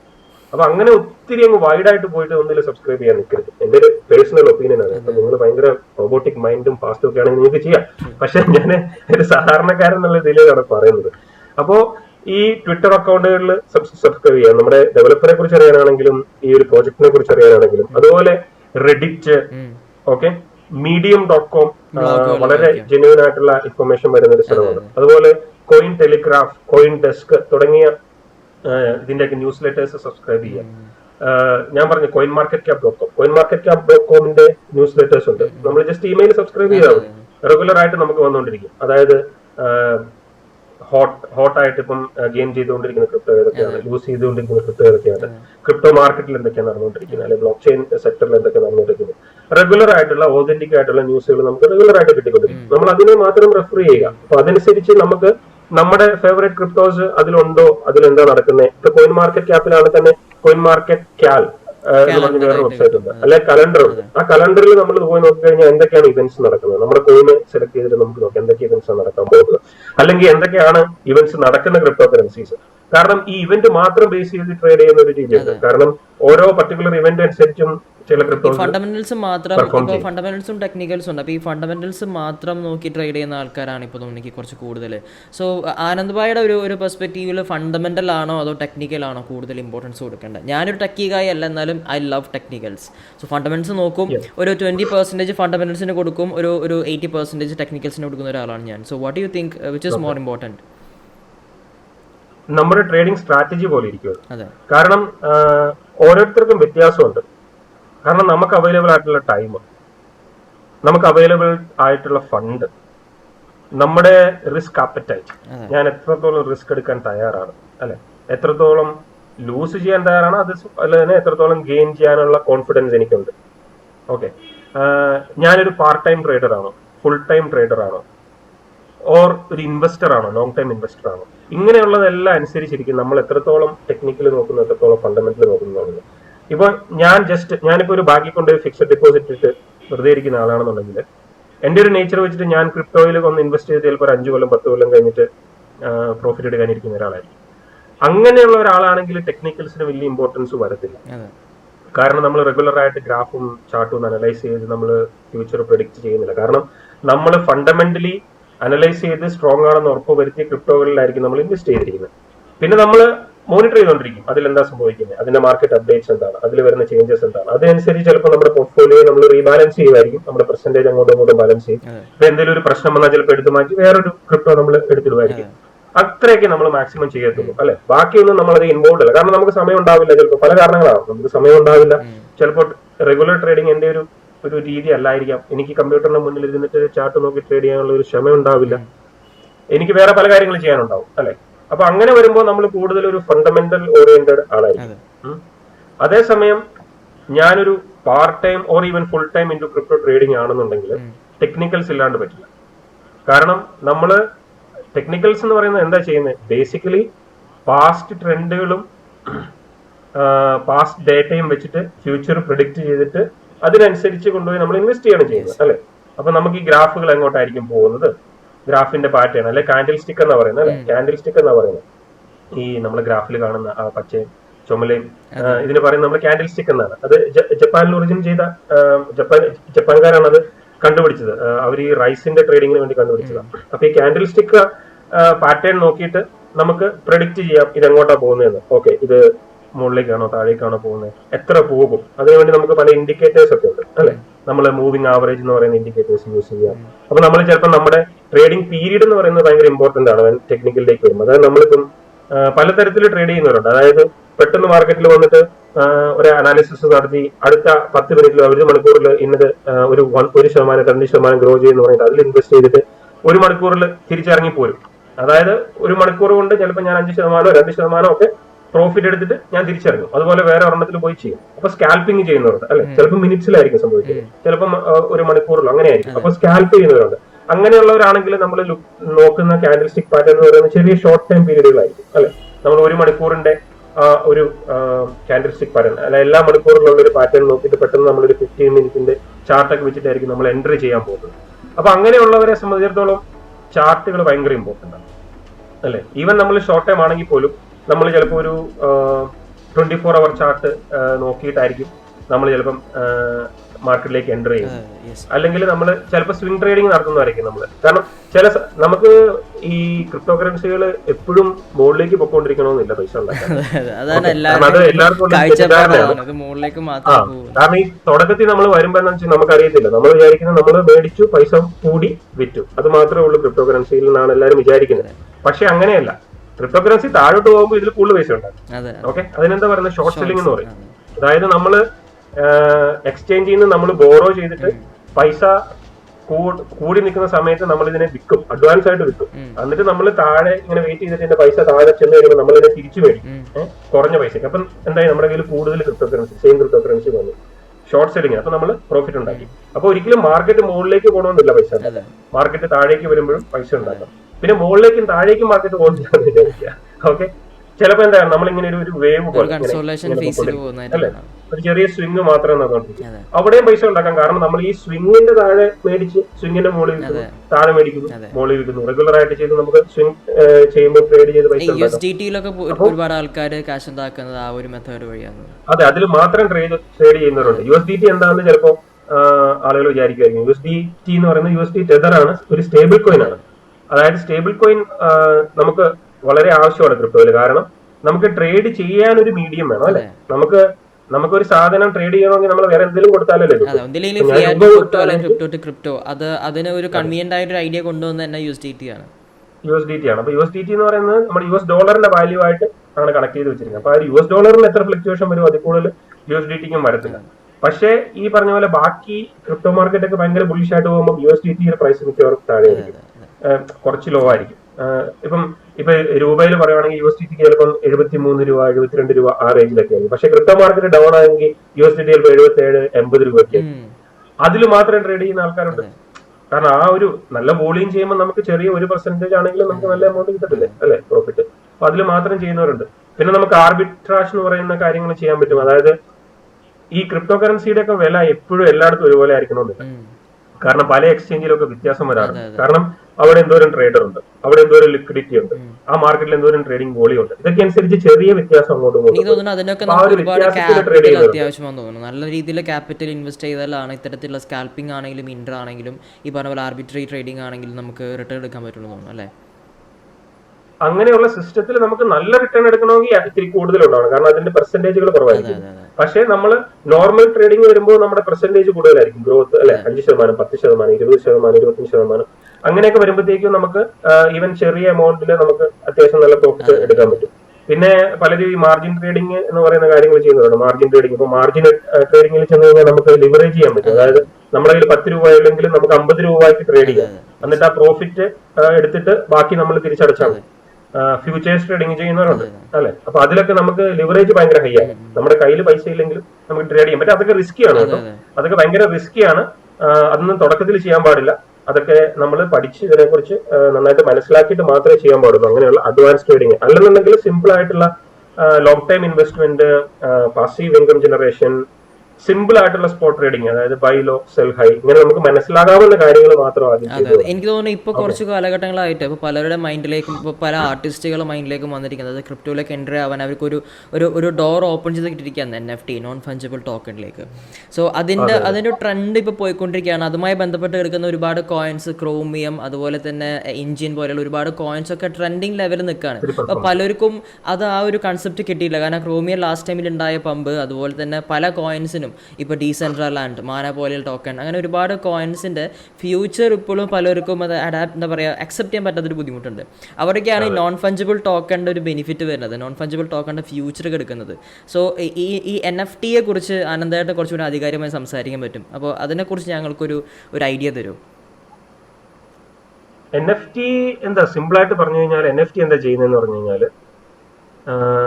സ്കേഴ്സിറ്റി കൊണ്ടുവരിക അല്ലെ. സ്കേഴ്സിറ്റി എന്ന് പറഞ്ഞാൽ എന്താ, അതായത് കിട്ടാനില്ല എന്നുള്ളൊരു അവസ്ഥ ക്രിയേറ്റ് ചെയ്യാണ് ചെയ്യുന്നത്. ഇപ്പൊ നമ്മൾ ഈ ഇന്റർനെറ്റിലൊക്കെ ഡിജിറ്റൽ മീഡിയയിൽ വരുമ്പോഴത്തേക്കും നമുക്ക് എല്ലാത്തിനും ഡ്യൂപ്ലിക്കേറ്റ് ചെയ്യാൻ എളുപ്പമാണ് അല്ലെ. ഇപ്പോ ഒരു ഫോട്ടോ അല്ലെങ്കിൽ ഒരു ഡിജിറ്റൽ ആർട്ട് നമുക്ക് ഡൗൺലോഡ് ചെയ്യാം, കോപ്പി ചെയ്യാം, എത്ര കോപ്പി വേണേലും ഉണ്ടാക്കാം. പക്ഷെ ഇതിൽ ഒറിജിനൽ ഏതാ, ഇതിന്റെ ഓതന്റിസിറ്റി എന്താ, ഇത് ആരുടെയാ ശരിക്കും? അപ്പൊ അങ്ങനെ ഒരു യുണീക്നെസ് ക്രിയേറ്റ് ചെയ്യുക എന്നുള്ള ഒരു സിമ്പിൾ കാര്യമാണ് NFT ചെയ്തത്. NFT എന്ന് പറഞ്ഞാൽ നോൺ ഫഞ്ചിബിൾ ടോക്കൺ അല്ലെ. ഫഞ്ചിബിൾ എന്ന് പറഞ്ഞു കഴിഞ്ഞാൽ എന്താ, നമുക്ക് മുറിച്ച് ചെറിയ കഷ്ണങ്ങളാക്കാൻ പറ്റുന്നതാണ് ഫഞ്ചിബിൾ എന്ന് പറയുന്നത്. നോൺ ഫഞ്ചിബിൾ എന്ന് പറഞ്ഞാൽ നമുക്ക് ചെറിയ ചെറിയ പീസാക്കാൻ പറ്റത്തില്ല. ഇപ്പൊ ബിറ്റ് കോയിനും എത്തീരിയം ഒക്കെ ആണെങ്കിൽ നമുക്ക് ഒരു ബിറ്റ് കോയിൻ മേടിക്കണ്ട അല്ലെ. നമുക്ക് ബിറ്റ് കോയിന്റെ ചെറിയ 8 പാർട്ടുകൾ വരെ ആക്കാം. ചെറിയ സതോഷി എന്ന് പറയുന്ന 8 ചെറിയ പീസുകൾ വരെ ആയിട്ട് നമുക്ക് ബിറ്റ് കോയിൻ മേടിക്കാം. ഇപ്പൊ നമ്മുടെ രൂപ, നമുക്ക് പൈസ, ഒരു പൈസ 2 പൈസ എന്ന് പറയുന്നത് പോലെ എല്ലാ ക്രിപ്റ്റോ കറൻസികളും ഫഞ്ചിബിൾ ആണ്. അപ്പൊ ഇതെല്ലാം ഫഞ്ചിബിൾ ടോക്കൺസ് ആണ്. അപ്പോ നേരത്തെ ഇപ്പൊ എത്തീരിയം ബ്ലോക്ക് ചെയിൻ നമ്മൾ എടുക്കുക അല്ലെ. എത്തീരിയം ബ്ലോക്ക് ചെയിൻ ഞാൻ പറഞ്ഞു വേറെ പല പ്ലാറ്റ്ഫോമുകളും എത്തീരിയം ബ്ലോക്ക് ചെയിനിൽ ലോഞ്ച് ചെയ്യുന്നുണ്ട് അല്ലെ. അതുപോലെ ഒത്തിരി ക്രിപ്റ്റോ കറൻസികൾ എത്തീരിയത്തിലാണ് ക്രിയേറ്റ് ചെയ്യപ്പെട്ടിരിക്കുന്നത്. അപ്പൊ എത്തീരിയത്തിൽ ഈ ക്രിപ്റ്റോ കറൻസികൾ ഉണ്ടാക്കിയിരിക്കുന്ന പ്രോട്ടോകോൾ ഉണ്ട്, ERC-20 എന്ന് പറയുന്നത്. അപ്പൊ ഈ ERC-20 എന്ന് പറയുന്നത് ഈ പറഞ്ഞ ഒരു യുണീക്നെസ് പ്രൊവൈഡ് ചെയ്യാനായിട്ടുള്ള പ്രോട്ടോകോൾ അതിൻ്റെ അകത്തില്ല. കാരണം ഇപ്പൊ എന്റെ ഒരു ബിറ്റ് കോയിൻ എന്ന് പറയുന്നതും മിർസാദിന്റെ ഒരു ബിറ്റ് കോയിൻ എന്ന് പറയുന്നതും ഈക്വൽ വാല്യൂ ആണ് അല്ലെ. അത് തമ്മിൽ ഇപ്പൊ ഞാൻ ഇവിടെ കൊണ്ടുവന്ന് ഇങ്ങനെ വെച്ചാലും അതിന് അതേ വാല്യൂ ആണ് എനിക്ക് ഉപയോഗിക്കാം അല്ലെ. നമ്മള് രൂപ അങ്ങോട്ടും ഇങ്ങോട്ടും നമ്മൾ മാറ്റുമ്പോൾ എന്റെ 10 രൂപയും മിർസാദിന്റെ 10 രൂപയും തമ്മിൽ വ്യത്യാസമൊന്നുമില്ല, അതിന് ഒരേ വാല്യൂ ഉണ്ട്. പക്ഷേ എന്റെ 10 രൂപ എന്റെ മാത്രം 10 രൂപയും മിർസാദിന്റെ 10 രൂപ മിർസാദിന്റെ മാത്രം 10 രൂപയെ ആക്കുന്നു എന്നുള്ളതാണ് NFT ചെയ്യുന്നത് അല്ലെ. അതായത് യുണീക്ക് ആയിരിക്കും, സ്കേഴ്സിറ്റി ക്രിയേറ്റ് ചെയ്യുന്നു. അപ്പൊ ഇപ്പൊ ഈ എസ്പെഷ്യലി കോവിഡ് പാൻഡമിക് വന്നിരിക്കുന്ന സമയത്ത് ആർട്ടിസ്റ്റുകളൊക്കെ ഒത്തിരി സ്ട്രഗിൾ ചെയ്യുന്നുണ്ട്. കാരണം അവർക്ക് അവരുടെ ആർട്ട് പ്രൊമോട്ട് ചെയ്യാൻ പറ്റുന്നില്ല. ഇപ്പം നമ്മളൊരു ആർട്ട് കളക്ഷൻ അല്ലെ ഗാലറി ഇങ്ങനെയുള്ള കാര്യങ്ങളൊക്കെ ഓപ്പൺ ചെയ്ത് അവിടെയൊക്കെ വെച്ച് ആളുകളെ വിളിച്ച് എക്സിബിഷൻ നടത്തിയതും ചെയ്യാൻ പറ്റുന്നില്ല. അല്ലെ ഒരു മ്യൂസീഷ്യൻ ആണെങ്കിൽ എന്റെ കൺസേർട്ട് നടത്താൻ പറ്റുന്നില്ല, എന്റെ മ്യൂസിക് പീസുകൾ ജനങ്ങളിലേക്ക് എത്തിക്കാൻ പറ്റുന്നില്ല അല്ലെ. അപ്പൊ ഇങ്ങനെയൊക്കെ വരുന്ന ഒത്തിരി ബുദ്ധിമുട്ടുകൾ അനുഭവിക്കുന്ന ഒരു ഫീൽഡില് ഡിജിറ്റൽ ആർട്ട് ഇപ്പൊ ഭയങ്കര സ്ട്രോങ് ആയി വരുന്നുണ്ട്. കാരണം ആളുകൾ കൂടുതൽ സമയം സ്പെൻഡ് ചെയ്യുന്നത് കമ്പ്യൂട്ടറിന്റെ മുന്നിലാണ്. ഡിജിറ്റൽ ആർട്ട് ഒത്തിരി പ്രോമിനന്റ് ആയി വരുന്നുണ്ട്. അപ്പൊ ഇങ്ങനെയുള്ള ഡിജിറ്റൽ ആർട്ടുകൾ മാത്രമല്ല, നമുക്ക് നമ്മുടെ മ്യൂസിക്കിനെ അല്ലെങ്കിൽ നമ്മുടെ യുണീക്ക് ആയിട്ടുള്ള മൊമെന്റ്സ് ഉണ്ടാവും. നമ്മുടെ ചിലപ്പോൾ വളരെ റയർ ആയിട്ടുള്ള ഒരു ഫോട്ടോഗ്രാഫ് ഉണ്ടാകാം, ഏതെങ്കിലും ഒരു സ്പോട്ടിംഗ് മൊമെന്റ് ഞാൻ ക്യാപ്ചർ ചെയ്ത വളരെ യുണീക്ക് ആയിട്ടുള്ള, നമ്മുടെ കയ്യിൽ യുണീക്ക് ആയിട്ട് എന്തെങ്കിലും ഉണ്ടെങ്കിൽ അതിനെ നമുക്ക് ടോക്കണൈസ് ചെയ്യാം. അതായത് ഒരു ക്രിപ്റ്റോ കറൻസി ഫോമിലേക്ക് മാറ്റുന്നു. അതാണ് NFT ചെയ്യുന്നത്. ഇപ്പം ബിറ്റ് കോയിൻ ഒക്കെ യുണീക്ക് അല്ല, കാരണം അത് ഡിവിസിബിൾ ആണെന്ന് പറഞ്ഞ പോലെ NFT സംഭവിക്കുന്ന പറഞ്ഞു കഴിഞ്ഞാൽ NFT നമുക്ക് മുറിച്ചു മാറ്റാൻ പറ്റത്തില്ല. ഞാനിപ്പോ എന്റെ ഒരു ഫോട്ടോ NFT ആക്കി ടോക്കണൈസ് ചെയ്ത് കഴിഞ്ഞാൽ അത് പിന്നെ അതിനെ പീസാക്കി മാറ്റാനോ അതിനെ ചേഞ്ച് ചെയ്യാനോ അതിന്റെ ഓതന്റിസിറ്റി മാറ്റാനോ ഒന്നും ആക്കാൻ പറ്റത്തില്ല. കാരണം അതിന്റെ ഓണർഷിപ്പ് ഓൾറെഡി അതിൻ്റെ അകത്ത് കൊടുത്തു കഴിഞ്ഞു. അത് ബ്ലോക്ക് ചെയിനിലാണ് ക്രിയേറ്റ് ചെയ്യപ്പെടുന്നത്. അതിന്റെ പ്രോട്ടോകോൾ വ്യത്യാസമുണ്ട്. ERC-721 എന്ന് പറയുന്ന പ്രോട്ടോകോൾ അനുസരിച്ചാണ് അത് ഉണ്ടാക്കുന്നത്. അപ്പോ അതിലെന്താ ഈ പറഞ്ഞ സ്കേഴ്സിറ്റി ആണ് ആഡ് ചെയ്യുന്നത് അല്ലെ.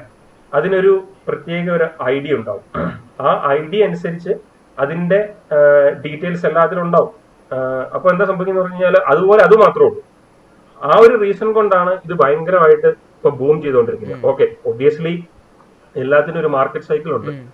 തുടക്കത്തിൽ ഒരു ബൂം ഉണ്ടാകും, ഒരു ഹൈപ്പ് ഉണ്ടാകും, പിന്നെ മീഡിയ ഒക്കെ അതിനെ ഭയങ്കര പൊക്കിക്കൊണ്ടുവരും, പിന്നെ ഭയങ്കരമായിട്ട് ആളുകൾ അഡോപ്റ്റ് ചെയ്യും, ഓർഗനൈസേഷൻ അഡോപ്റ്റ് ചെയ്യും. അതിങ്ങനെ പൊങ്ങി ഇങ്ങനെ പോയി ഒരു സമയത്തുമ്പോഴത്തേക്കും ഇതിങ്ങനെ ഒരു ബഫർ ആവും. ഓക്കെ, ഇപ്പൊ നമ്മൾ ഈ ബിറ്റ്കോയിന്റെ ഒക്കെ ചാർട്ട് നോക്കി കഴിഞ്ഞാൽ അറിയാം എക്സാക്ട്ലി മാർക്കറ്റ് സൈക്കിൾ പ്രൊഡിക്ട് ചെയ്യുന്ന എങ്ങനെയാണ്. അങ്ങനെ പോകും, ഇങ്ങനെ പൊങ്ങി പോയി ഒരിടത്ത് ചെന്നിട്ട് പിന്നെ പതുക്കെ താഴേക്ക് വന്ന് ആ ഒരു ഫിയറും കാര്യങ്ങളൊക്കെ വന്ന് ഒരു സ്റ്റെബിലൈസ് ചെയ്ത് എത്തുന്ന ഒരു മാർക്കറ്റ് സൈക്കിൾ ഉണ്ട്. അത് ഇതിനെല്ലാം ഉണ്ടാവും. ഓക്കെ, പക്ഷെ ഇപ്പൊ ഇത് ഹൈപ്പ് സ്റ്റേജിലാണ്. ഇപ്പൊ ഇത് തുടക്ക സ്റ്റേജിലാണ്, ഹൈപ്പ് സ്റ്റേജിലാണ്. അതുകൊണ്ട് തന്നെയാണ് ഇതിന്റെയൊക്കെ അസോസിയേറ്റഡ് ആയിട്ട് നിൽക്കുന്ന ക്രിപ്റ്റോ കറൻസികളെല്ലാം പെട്ടെന്ന് ഭയങ്കരമായിട്ട് കയറുന്നത്. ഇപ്പം മാന പറഞ്ഞു ഡീസെൻട്രൽ ലാൻഡ് വിർച്വൽ ഗെയിമാണ് അല്ലെ. ആളുകൾ വെറുതെ ഇരുന്നിട്ട് ഗെയിം കളിക്കുന്നു, ഗെയിമിന്റെ അകത്ത് ലാൻഡ് ഉണ്ട്, ആ ലാൻഡ് നമുക്ക് മേടിക്കാം, ആ ലാൻഡ് NFT ആക്കിയിട്ട് വിൽക്കുന്നു. അപ്പൊ ആ ലാൻഡിന് ഭയങ്കര സ്പേസിറ്റി. പിന്നെ അതിനെ ആളുകൾ മറിച്ചു വിൽക്കുന്നു, തിരിച്ചു വിൽക്കുന്നു. നമ്മളിവിടെ ഈ റിയൽ എസ്റ്റേറ്റിലൊക്കെ കാണിക്കുന്ന പോലെ തന്നെ ഓൺലൈൻ ഇരുന്നിട്ട് ആളുകൾ ചെയ്യുകയാണ്. അപ്പൊ അത് നമ്മൾ ചിലപ്പോൾ വിചാരിക്കും ഇതിനൊക്കെ ഇത്ര പൈസ കൊടുത്തു കഴിഞ്ഞാൽ വട്ടുണ്ടോ ഇതിന് എന്ന് വിചാരിക്കും. പക്ഷെ ഉണ്ട്, വട്ടാണ് ആളുകൾക്ക്. ഈ ഒരു കാര്യത്തിൽ ക്രേസ് ആണ്. കാരണം ഈ ഡിജിറ്റൽ വേൾഡിൽ മാത്രം ജീവിക്കുന്ന ഒത്തിരി പേരുണ്ട്. അപ്പൊ അവരെ സംബന്ധിച്ചിടത്തോളം അത് ഭയങ്കര യുണീക്കാണ്, അത് ഭയങ്കര സ്കേഴ്സ് ആണ്. അതുപോലെ തന്നെ ഇപ്പം വലിയ NBA പോലെയുള്ള, അതായത് NBA ഒക്കെ അവരുടെ സ്പോർട്ടിംഗ് മൊമെന്റ്സ് ഉണ്ടല്ലോ, വെരി റയർ വീഡിയോസ്, അതിനെയൊക്കെ NFT ആക്കി മാറ്റിക്കൊണ്ടിരിക്കുകയാണ്. എന്നിട്ട് വിൽക്കുവാണ്. കാരണം ഭയങ്കരമായിട്ട് പൈസ ഉണ്ടാക്കാം.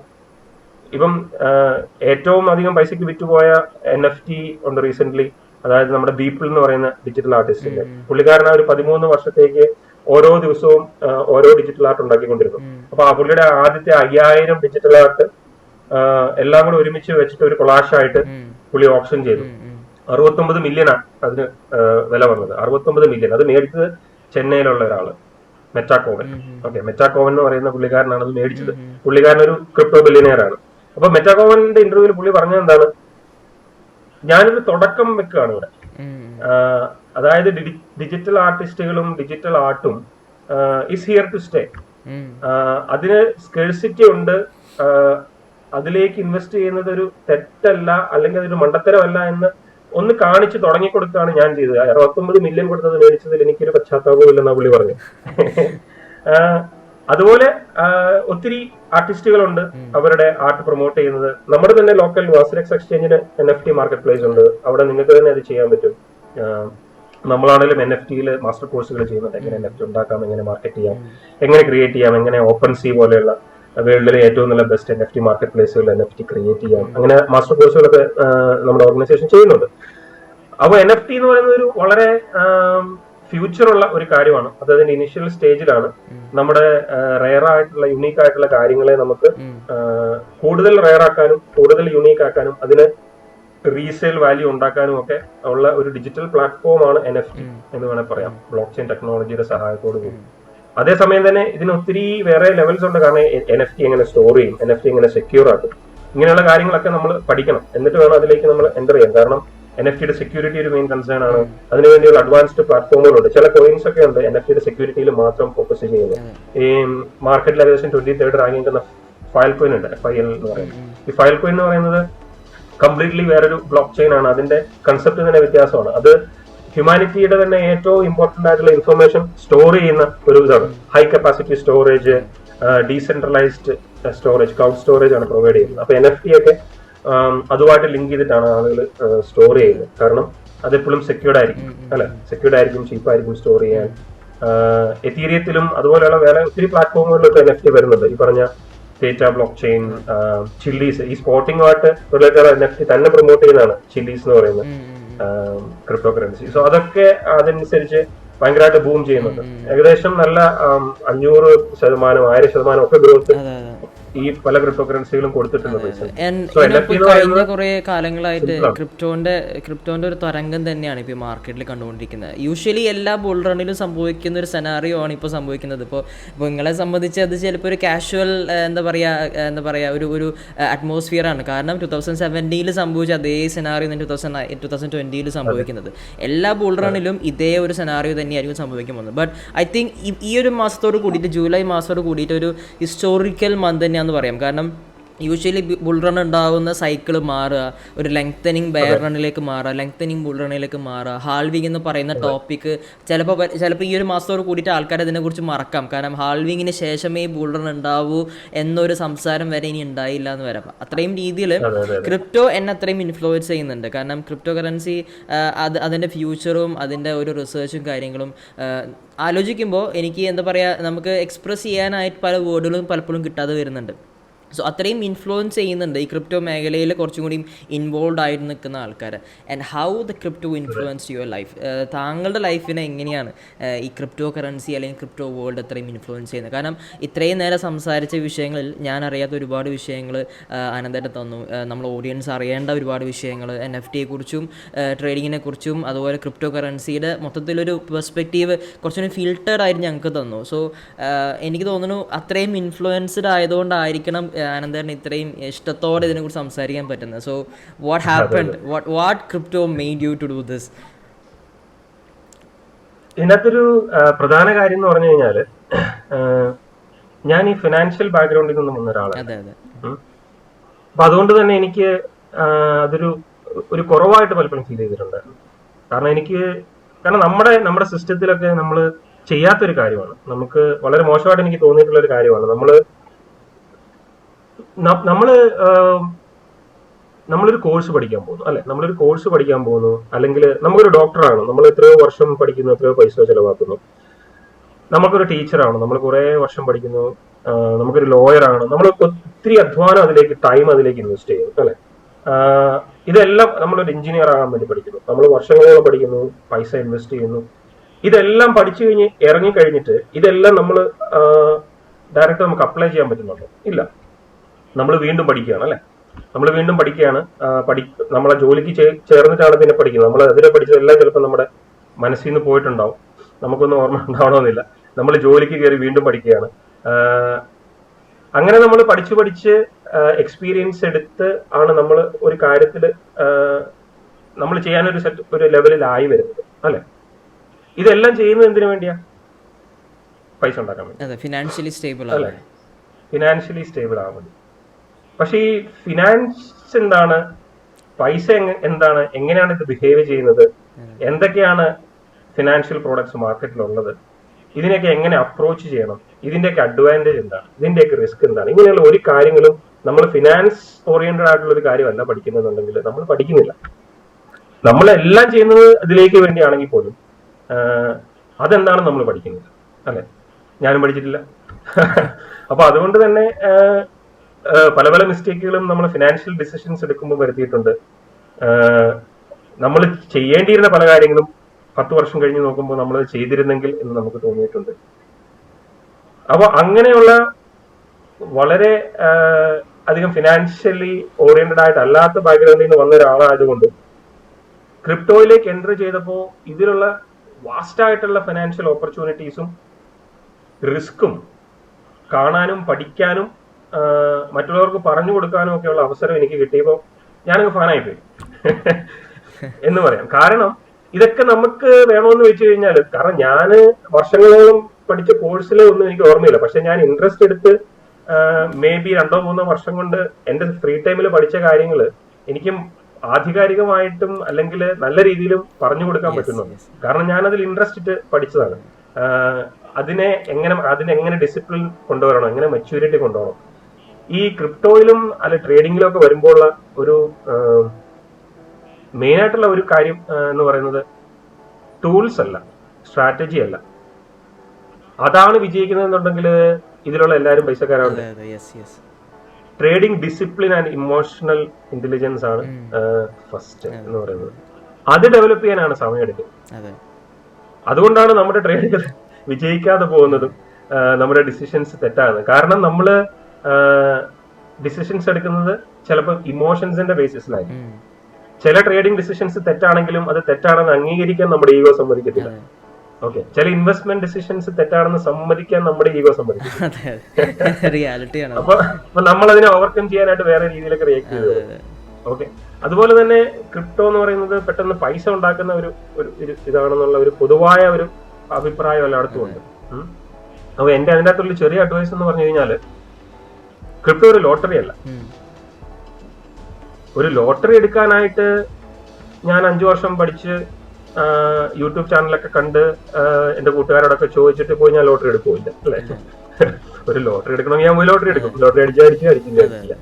അതുപോലെ ലോട്ടറി കൊണ്ടുപോയിട്ട് ഞാൻ എന്റെ ഇൻവെസ്റ്റ്മെന്റ് ഇടുവോ? ഒരിക്കലും ഇല്ല, ഇടാൻ പാടില്ല അല്ലെ.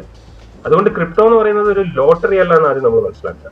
ക്രിപ്റ്റോ എന്ന് പറയുന്നത് നമ്മൾ അറിഞ്ഞ് പഠിച്ച് ട്രൈ ചെയ്ത് സ്റ്റെപ്പ് ബൈ സ്റ്റെപ്പായിട്ട് ബിൽഡ് ചെയ്ത് കൊണ്ടുവരേണ്ട ഒരു വലിയൊരു ലോകമാണ് ക്രിപ്റ്റോ, ബ്ലോക്ക് ചെയിൻ എന്നൊക്കെ പറയുന്നത്. അപ്പം അതുപോലെ തന്നെ നമ്മള് പൈസ ഉണ്ടാക്കാൻ വേണ്ടിയാണ് നമ്മൾ ഈ ഭയങ്കര ക്വാളിഫിക്കേഷൻസ് ഒക്കെ എടുക്കുന്നതും അതിനെക്കുറിച്ച് പഠിക്കുന്നതും. ഡോക്ടർ ആകാനായിട്ട് നമ്മൾ വർഷങ്ങളോളം പഠിക്കുന്നു, എഞ്ചിനീയർ ആകാൻ വർഷങ്ങളോളം പഠിക്കുന്നു. നമ്മളൊരു ബിസിനസ് തുടങ്ങണമെങ്കിൽ തന്നെ നമ്മൾ വർഷങ്ങളോളം, ചിലപ്പോൾ മാസങ്ങളോളം അതിനെക്കുറിച്ച് പഠിച്ച് അതിലേക്ക് ഇൻവെസ്റ്റ് ചെയ്യണമെങ്കിൽ എന്തൊക്കെ ചെയ്യണം എന്നെല്ലാം പഠിച്ചിട്ടാണ് നമ്മൾ ചെയ്യുന്നത് അല്ലേ. എന്തുകൊണ്ടാണ് ക്രിപ്റ്റോയിൽ വരുമ്പോൾ മാത്രം അത് ചെയ്യാത്തത്? ക്രിപ്റ്റോയിൽ വരുമ്പോഴും നമ്മൾ ആദ്യം ചെയ്യേണ്ടത് ഇതിനെക്കുറിച്ച് പഠിക്കുക എന്നുള്ളതാണ്. ഓക്കെ, ഇതിന്റെ പല പല ആസ്പെക്റ്റുകൾ പഠിക്കുക. അത് കറക്റ്റ് ആയിട്ട് അറിയാവുന്ന ആളുകളുടെ അടുത്തുനിന്നും സ്ട്രക്ചർ ആയിട്ട് പറഞ്ഞു തരുന്ന മെന്റർ ചെയ്യുന്ന ആളുകളുടെ അടുത്തുനിന്നും അത് പഠിക്കുക എന്നുള്ളതാണ് ഒന്നാമത്തെ കാര്യം. എന്നിട്ട് വേണം നമ്മൾ അതിലേക്ക് ഇൻവെസ്റ്റ് ചെയ്യാൻ. അത് ഏത് ഇൻവെസ്റ്റ്മെന്റ് ഡിസിഷൻ എടുക്കുമ്പോഴും അങ്ങനെയാണെങ്കിൽ പിന്നെ ക്രിപ്റ്റോയിലായിട്ട് അത് മാറേണ്ട കാര്യം ഒരിക്കലും മാറാൻ പാടില്ല. കാരണം ക്രിപ്റ്റോ കൂടുതൽ വോളട്ടൈലാണ്, കൂടുതൽ റിസ്കിയാണ്. അപ്പൊ നമ്മൾ കൂടുതൽ പഠിക്കണം അല്ലെ. അതിന്റെ ടൂൾസും സ്ട്രാറ്റജിയും നമ്മൾ കൂടുതൽ പഠിക്കണം. അപ്പൊ കൂടുതൽ കോൺഫിഡൻസ് നമുക്ക് അങ്ങനെ വരത്തുള്ളൂ. അതുപോലെ തന്നെ ക്രിപ്റ്റോയിലേക്ക് വരുമ്പോൾ ആസ് എ ബിഗിനർ പലരും ചോദിക്കുന്ന, ഞാൻ എത്ര ഇൻവെസ്റ്റ് ചെയ്യണം? എന്റെ 10 ലക്ഷം രൂപ ഞാൻ കൊണ്ട് ബിറ്റ്കോയിനിൽ ഇട്ടെ. അങ്ങനെയല്ല. കാരണം ഞാനിപ്പം മിർസാദിന്റെ സെഷൻ ഞാൻ കണ്ടിട്ടുണ്ട്. മിർസാദ് SIP കുറിച്ച് പറയുന്നുണ്ട് അല്ലെ, സ്മോൾ ഇൻവെസ്റ്റ്മെന്റ് പ്ലാനിനെ കുറിച്ച് പറയുന്നത്. നമ്മൾ ഡോളർ കോസ്റ്റ് ആവറേജ്, അതായത് നമ്മൾ റെഗുലർ ആയിട്ട് അതെ. അപ്പോ നമ്മൾ റെഗുലർ ആയിട്ട് ചെറിയ എമൗണ്ടുകളാണ് നമ്മൾ ഇൻവെസ്റ്റ് ചെയ്യേണ്ടത്. നമ്മുടെ ഫേവറേറ്റ് കോയിൻ, ഇത് എത്ര കോൺഫിഡന്റ് ആയിട്ടുള്ള കോയിൻ ആണെങ്കിൽ, ബിറ്റ്കോയിൻ ആണെങ്കിലും എത്തീരിയം ആണെങ്കിലും. കാരണം ഇപ്പൊ കണ്ടില്ലേ 60 നിന്ന് 30 എത്തിയില്ലേ ബിറ്റ്കോയിൻ.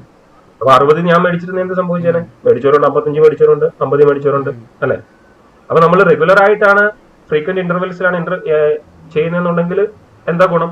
താഴെയുള്ളപ്പോഴും എനിക്ക് മേടിക്കാനുള്ള അവസരമുണ്ട്, മുകളിലുള്ളപ്പോഴും ഞാൻ മേടിച്ച് കുഴപ്പമില്ല. എന്റെ ആവറേജ് എന്ന് പറയുന്നത് വലിയ കുഴപ്പമുണ്ടാവില്ല അല്ലെ. അതുപോലെ തന്നെ തുടക്കത്തിൽ നമ്മൾ തുടങ്ങുമ്പോൾ, നമ്മൾ പഠിക്കുന്ന സമയത്ത് പഠിക്കുമ്പോൾ നമ്മൾ ഒബിയസ്ലി കുറച്ച് ഇൻവെസ്റ്റ് ചെയ്യും, കുറച്ച് ട്രേഡ് ചെയ്യും.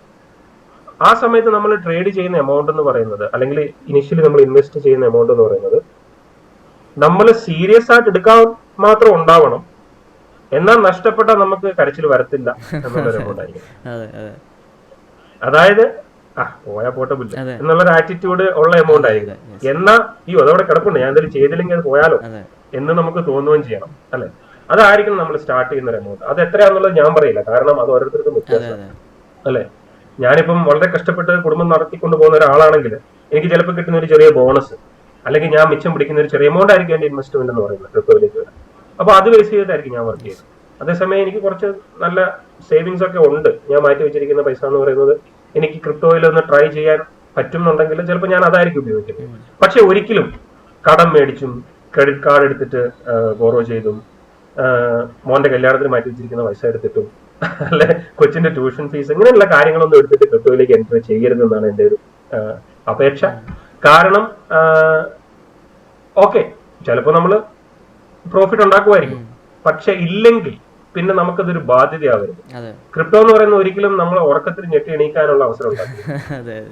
സിമ്പിൾ ആയിട്ട് പറഞ്ഞു. കാരണം നമുക്ക് ക്രിപ്റ്റോ എന്ന് പറയുന്നത്, ക്രിപ്റ്റോ ഇൻവെസ്റ്റ് എന്ന് പറയുന്നത് നമുക്ക് എന്റർടൈനിങ് ആണ്, നമുക്ക് എപ്പോഴും സന്തോഷം തരുന്നതായിരിക്കും. ഓക്കെ എന്റെ പോർട്ട്ഫോളിയോ വലുതായി, ഓക്കെ ഞാൻ അവിടെ ഇൻവെസ്റ്റ് ചെയ്ത് എനിക്ക് പൈസ കിട്ടി, ഓക്കെ അത് പോയി, എന്നാലും ഞാൻ അതിന് എന്തെങ്കിലും പഠിച്ചു. ഇങ്ങനെയുള്ള പോസിറ്റീവ് കാര്യങ്ങൾ മാത്രമായിരിക്കണം നമുക്ക് ഇതിന് കിട്ടാനുള്ളത്. അങ്ങനെ വേണമെന്നുണ്ടെങ്കിൽ നമ്മൾ അതിൽ പ്ലാൻഡ് ആയിരിക്കണം, പഠിച്ചിരിക്കണം, നമുക്കൊരു സ്ട്രാറ്റജി ഉണ്ടാവും, ഒരു ട്രേഡിംഗ് പ്ലാൻ ഉണ്ടാവണം. അതെ നമുക്ക് ചെയ്യാവുന്ന ഏറ്റവും വലിയ തെറ്റെന്ന് പറയുന്നത് ഒരു പ്ലാൻ ഇല്ലാതെ ചെയ്യാന്നുള്ളതാണ്. അതെ അതെ ഒരു പ്ലാൻ ഇല്ലാത്തതാണ് നമ്മൾ പ്ലാനിങ് ടു ഫെയിൽ എന്ന് പറയുന്നത്. ഇവിടെ ഇപ്പോൾ ഇന്ത്യയിൽ നോക്കുന്ന സമയത്ത് ഇപ്പോൾ ക്രിപ്റ്റോയിലേക്ക് ഒരുപാട് ആൾക്കാർ വരുന്നുണ്ട്. എന്നാൽ ഈ എല്ലാ ബുൾ റണ്ണിലും സംഭവിക്കുന്ന പോലെ തന്നെ ഇപ്പോൾ ഇന്ത്യയിൽ റെഗുലേഷൻ ആയിട്ട് വരുന്നു, ചൈനയിൽ ബാൻ വരുന്നു. ചൈന ഒരു 10 തവണ ക്രിപ്റ്റോനെ ബാൻ ചെയ്തിട്ടുണ്ടാവും, ഇത് 12ാന്ന് തോന്നുന്നു. അതിനെ പോലും അറിഞ്ഞിട്ടില്ല അത്രയും ബാൻ ചെയ്തത്. അതെ അതെ അതെ. അപ്പോൾ ഇന്ത്യയിലും ഇതേപോലെ തന്നെ 2018 ഇഷ്യൂസ് ഉണ്ടായിട്ടുണ്ട്, വാസഡക്സിന് ഒരുപാട് ഇഷ്യൂസ് ഉണ്ടായിട്ടുണ്ട്, RBIയുടെ നോട്ടീസും കാര്യങ്ങളൊക്കെ വന്നിട്ടുണ്ട്. റീസെന്റ് ഉണ്ടാവും. അതെ, ഇപ്പോൾ ഉണ്ടായിട്ടുണ്ട്. അപ്പോൾ ഇത് തന്നെയായിരിക്കും ഇനി സംഭവിക്കാൻ പോണത്, ഇത് തന്നെയായിരിക്കും, ഇങ്ങനെ തന്നെയായിരിക്കും. കാരണം ഒരു എൻറ്റിറ്റി കൺട്രോൾ ചെയ്യാനുണ്ട്, ഇതിന് ഈ ഓർഗനൈസേഷനെ വാച്ച് ചെയ്യാനുണ്ട് എന്നുള്ളത് ഗവൺമെൻറ് തന്നെ ഇടയ്ക്കിടയ്ക്ക് റിമൈൻഡ് ചെയ്തുകൊണ്ടിരിക്കുകയായിരിക്കാം. എന്നാലും ആൾക്കാർക്ക് ഇന്ത്യയിൽ ക്രിപ്റ്റോൻ്റെ ഫ്യൂച്ചറിനെ കുറിച്ച് ഒരു കൺസേൺ ഉണ്ട്, ഒരു ഡൗട്ട് ഉണ്ട്. So what you think what will happen the crypto in India? ഇപ്പൊ നിങ്ങൾ റീസെന്റ് ന്യൂസ് ഒക്കെ ഒന്ന് ക്ലിയർ ആയിട്ട് നോക്കുവാണെങ്കിൽ മനസ്സിലാകും. ക്രിപ്റ്റോ റെഗുലേഷൻസ് കൊണ്ടുവരാനും ബ്ലോക്ക് ചെയിനെ കുറിച്ചും ക്രിപ്റ്റോയെ കുറിച്ചും പഠിക്കാനായിട്ട് ഓൾറെഡി ഒരു കമ്മിറ്റി സെറ്റപ്പ് ചെയ്തിട്ടുണ്ട് ഗവൺമെന്റ്. ഓക്കെ, അപ്പൊ അവരതിനെ കുറിച്ച് പഠിച്ചുകൊണ്ടിരിക്കുകയാണ്. ഇന്ത്യ ഓൾറെഡി ഒരു കമ്മിറ്റി സെറ്റപ്പ് ചെയ്തിട്ടുണ്ട് ബ്ലോക്ക് ചെയിനെ കുറിച്ചും ക്രിപ്റ്റോയെ കുറിച്ചും അതിന്റെ റെഗുലേറ്ററി ആസ്പെക്ടുകളെ കുറിച്ചും ഒക്കെ പഠിക്കാനായിട്ടും എന്ത് ചെയ്യാൻ പറ്റും എന്നുള്ളതിനെ കുറിച്ച്. അപ്പോ അതിന്റെ സജഷൻസും കാര്യങ്ങളും ഒക്കെ ഇനി വരും, പാർലമെന്റിലെ ബില്ല് രൂപത്തിൽ വരും, അതിനെക്കുറിച്ച് ചർച്ച നടക്കും. എന്നിട്ട് അതിന്റെയൊക്കെ ബേസിസിലായിരിക്കും ഇന്ത്യ എങ്ങോട്ടാണ് ഹെഡ് ചെയ്യുന്നത് തീരുമാനിക്കാൻ പോകുന്നത്.